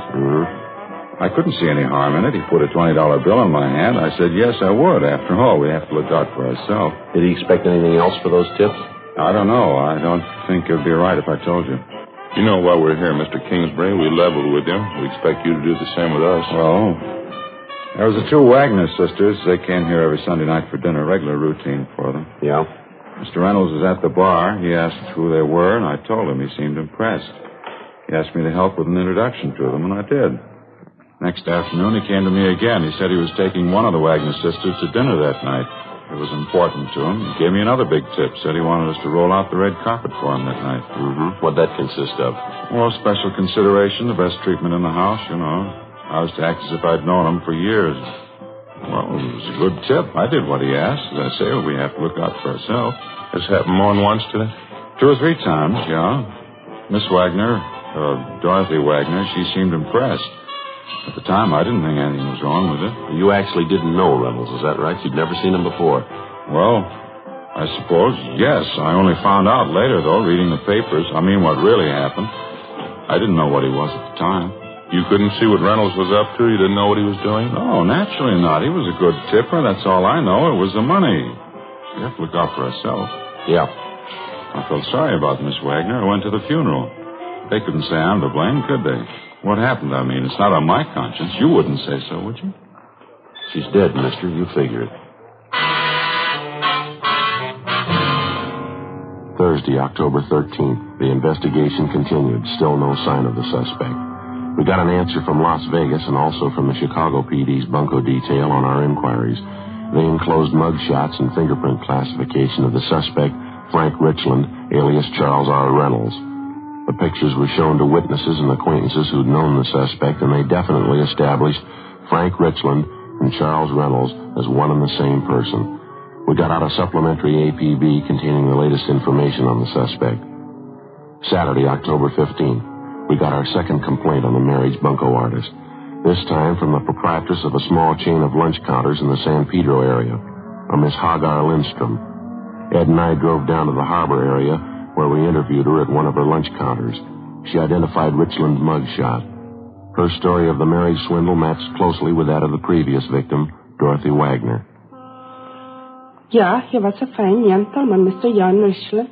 I don't know what happened. I don't know what to say. He told you he was from England, Miss Lindstrom, is that right? Yeah, he talked like Englishman. He could speak good English, like from London or someplace. Says he builds boats, big ones. I beg your pardon, ma'am? Big boats. Oh, yes. He told me that's his business. He said he had lots of money. We would sail around the world on a honeymoon. Maybe he will come back still. I hope so. I wouldn't count on that, Miss Lindstrom. Would you tell us this, please? How'd you happen to meet this man, Richland? At the hotel up the street, the big hotel. I can show it to you. The one on Jackson Street. Yes, ma'am. They seem to know he was a rich man. Nice clothes he wore. He spent money a lot. When we got married, we spent lots of money. Where were you married, ma'am? We went down to Mexico. One weekend we went down there and we got married. It was romantic. Very nice. Even Lars liked it. Who's that, ma'am? Lars. That's him down the counter there. Lars, my brother. Oh, well, your brother went along with you when you got married, is that right? Lars and I go every place together. I don't do anything without Lars. Mr. Richland was nice about it. He doesn't seem to mind Lars. Just a minute, they call him. Lars? Huh? Lars? Lars and I run the business together. The soda fountains we have. It's a long time. We have work at it. Hard work. Yes, ma'am, I guess so. We make good living, not easy, though. That's why it was so bad. Mr. Richland, $3,000 it took. Yeah. These are the police, Lars. They want to know about Mr. Richland. How do you do? How are you, sir? No, he was no good. When they find him, they hit him. Now, the $3,000 he got from you, ma'am, how did that work? I mean, did you give him the money, lend it to him? Just what was it? When we came back from Mexico from being married, Mr. Richland and me and Lars, he said he was waiting for money from his bank in New York. Mr. Richland said that. He wrote me a check for $3,000. I gave him our check for $3,000. Even Lars thought it was all right. Didn't you, Lars? Yeah, it was crazy. His check was no good. He beat him up, they punched him good. That's quite a bit of money, Miss Lindstrom. What kind of a story did he give you? He would buy the tickets for a honeymoon trip. That's what he said. A long trip together. Romantic. Mr. Richland and me and Lars. He didn't mind Lars coming along either. Did he, Lars? No, he didn't mind. Now, this Richland disappeared right after he cashed your check, is that yes, right? sir. He got the money and he was gone. 6 days ago. We never hurt him. I don't know why he did this to us. I thought he loved me. I thought he was my husband. Mm-hmm. We haven't seen or heard anything of him since he disappeared? Not me nor Lars. But maybe they know. That's why we call you officers. Yes, ma'am? We have this friend downtown, J.M. Svensson. He met Mr. Richland once when he was here. Mm-hmm. Svensson called Lars on the telephone. He said he saw Mr. Richland downtown, going into the hotel. Are you sure it was Richland? Yeah, he said he thought so. How long ago did he see him? Last night. We got on the phone right away and talked to the friend of the Lindstroms, James Swenson. He gave us the name and location of the downtown hotel where he thought he'd seen the suspect, Richland, the night before. Ed called the hotel and checked with the desk clerk. Yeah, that's right. Fairly tall, wavy gray hair, fair complexion. Might be registered as John Richland. That's right. Okay, we'll check with you later. Bye. Any luck? Guy registered as Harold Richland. Descriptions match. He's still there? Checked out this morning.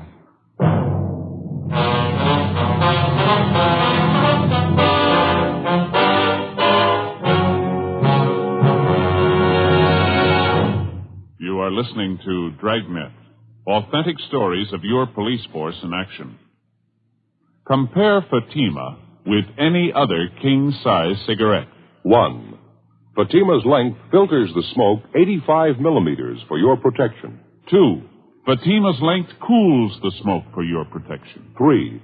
Fatima's length gives you those extra puffs, 21% longer than standard cigarette size. And in Fatima, you get an extra mild and soothing smoke, plus the added protection of Fatima quality. To show our confidence in Fatima, we make this money-back guarantee to every king-size cigarette smoker. Buy a pack of Fatimas. Enjoy Fatima quality, extra mildness, and superbly blended tobaccos. If you're not convinced Fatima is better than the king-size cigarette you're now smoking, just return the pack in the unsmoked Fatimas before August 1st, 1952, and we'll give you your money back plus postage.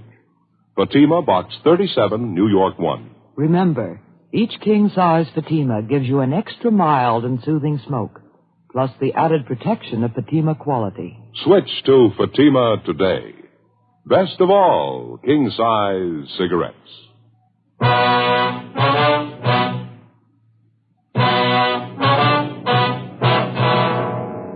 Saturday, October 15th, 2:30 p.m. Ed Jacobs and I drove back downtown to the hotel where the bunco suspect, Richland, supposedly had been staying. The desk clerk definitely identified his mugshot and told us that the man registered as Harold Richland had checked out a few minutes before 9 a.m. that morning. No forwarding address. We examined the room he'd been staying in, talked to the residents and the employees of the hotel, but we failed to come up with a single lead as to the suspect's whereabouts. During the week that followed, we received 3 different kickbacks on the all points we'd gotten out on Richland. We checked each one of them out, but they failed to materialize into anything. We stayed on it. October 19th, Wednesday, 7:50 a.m. Morning. Hi. What's doing? Charlie Frost called from forgery and went over to talk to him and came up with something on the Richland thing. Yeah, what's that? Picked up a woman last night, name of Helen Stokes. Got a good-sized record, checks, bunco records. Yeah. Got her this time on a check thief. She wrote one for $3,500. Yeah, well, how's it tie in with us? Check was made out to Harold Richland. 8:15 a.m. We signed out, drove over to the main jail, and had the forgery suspect, Helen Stokes, brought to one of the interrogation rooms. She was a dark-haired, fairly attractive woman in her early 30s. As a bunco artist, she apparently knew her trade pretty well. She was relaxed and talkative. She told us Richland had introduced himself to her at a Palm Springs resort the week before. When did the business of the check come up? As soon as we got back in town, he gave me the story his money was in a New York bank. I played along with the gag. He wrote me a piece of wallpaper for $3,500. I did the same for him. What's the difference? Nobody hurt. Both checks, solid rubber. Maybe you forget, ma'am. There's a law against it. It's only a gag. I told you that. I would have loved to have seen his face when he found out the check was a phony. You don't think they're going to push the charge against me, do you? No, we've already told you, miss. You wrote a bad one. There's a law against it. I was only stringing him along. I knew his check was a phony, too. I didn't have anything to gain. Look, suppose I help you find him. Will you give me a hand on this? See I get a break? We can't make any promises. You cooperate, help us find Richland, will be taken into consideration. All right, you're on. You can tell Loverboy I tipped you. You know where Richland is now? I can come close to it. How do you mean? I know where he'll be next week. On further questioning, Helen Stokes told us that on one occasion while she was at Palm Springs with Richland, she prowled his hotel room, went through his personal effects, and read his correspondence. She told us that she read one letter from a friend of Richland's inviting him for a visit the week of October 31st. She also noted Richland's answer accepting the invitation. She said the friend's name was Maurice Archer and that the letter came from an Ocean Boulevard address in the beach town of Venice. We went back to the office, ran Archer's name through R&I, and found out that he had a previous criminal record of petty theft and grand theft. We located him at an Ocean Boulevard address and brought him in for interrogation. If there was any trouble, he wanted no part of it. After talking to him only a few minutes, he broke down and told us where we could find Richland, an address out near the end of Melrose Avenue. It was an apartment court. The suspect was registered in one of the rear cottages under the name of Reynolds. He wasn't at home. Ed and I went on stakeout inside the cottage. We waited. 6:30 p.m. Somebody coming in? Yeah. Hold it right there, Mr. Police Officers. What's this? Hands out in the open. Come on, up. I don't understand this. Want to shake him down, Ed? Yeah. All right, it's clean. Look, I don't know what you want, officers, but this is a mistake. Your name Charles Reynolds? Reynolds? No, my name's Richland. That'll do. Let's go. No, just a minute, please. What am I accused of? Who's accusing me? Last pigeon you had lined up. She wanted us to tell you. Helen Stokes. Stokes. Phony dame. You can't believe her, officer. She's phony. She's nothing but a con artist. It's a good reason to believe her. What? Takes one to know one. 7:05 p.m. After checking through the cottage, Ed and I drove Richland downtown and took him to the interrogation room. He'd admit nothing. We called Miss Wagner, the sister of his first victim, and she was still in town. She agreed to come down to the office to confront the suspect. So did the second victim, Hagar Lindstrom, and her brother, Lars. Cars were sent out to pick them up. At a special show-up, Richland was picked out as the guilty man. We took him back to the interrogation room. Miss Wagner was the first one called in. She again identified Richland, alias Reynolds, as the man who had married and swindled her sister, Dorothy. All right, Miss Wagner, that'll be all. Thanks very much for coming in. Yes, all right. Thank you. Look, I don't know that woman. I'm not trying to be stubborn, but I'm afraid you're wrong. I'm not the man you want. Lindstrom's are outside, Joe, waiting. All right, bring him in. Miss Lindstrom, Mr. Lindstrom, come in, please.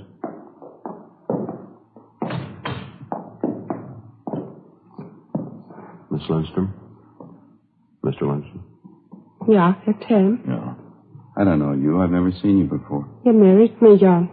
You wanted to be my husband, you said that. Why did you want to hurt me? Sorry, I don't know her.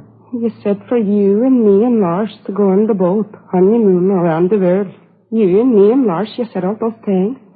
Why did you want to hurt us? Yeah, why? Is that enough for you? I don't know what they're talking about. They bait you up. Take it easy, Mr. Winston. Lars. Lies. He said we all go around the world honeymoon. All right. Get him out of here, huh? Okay, Mr. Winston. Thanks. It's no good, Lars. Come. Yeah, chief. Out this way, please. Yeah, find him. Hit him. Thank you very much. There you are. All right. All right, Richland, you ready to give us a statement? All right, I'll tell you. You can't blame me for that one, though. You wouldn't have gone through with that deal yourself. Nobody would have. What's wrong? Nice-looking girl. Sure, I don't mean that. What do you mean? A big clown, her brother Lars. Yeah? How'd you like to take that along on a honeymoon?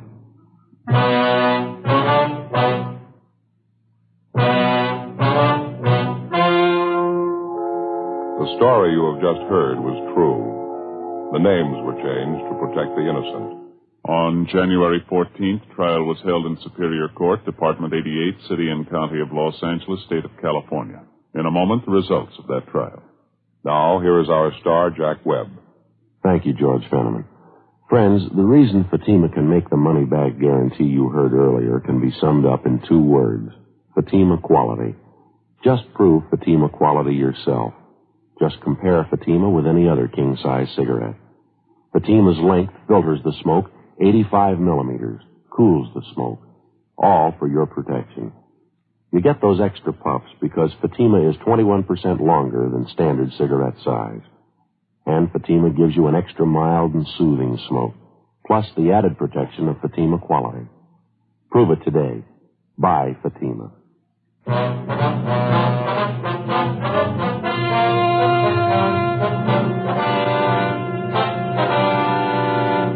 Frank Richland was tried and convicted of 2 counts of grand theft and 3 counts of forgery of a fictitious name. After serving his term in the state penitentiary at San Quentin, California, he is to be released to Chicago authorities for prosecution. Grand theft is punishable by imprisonment for not less than 1, nor more than 10 years.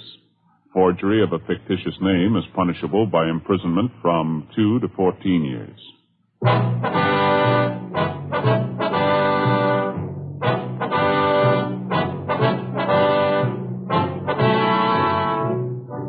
You have just heard Dragnet, a series of authentic cases from official files. Technical advice comes from the Office of Chief of Police W.H. Parker, Los Angeles Police Department. Heard tonight were Barney Phillips and Virginia Gregg. Script by Jim Moser. Music by Walter Schumann. Hal Gibney speaking. Fatima Cigarettes, best of all king-size cigarettes, has brought you Dragnet, transcribed from Los Angeles.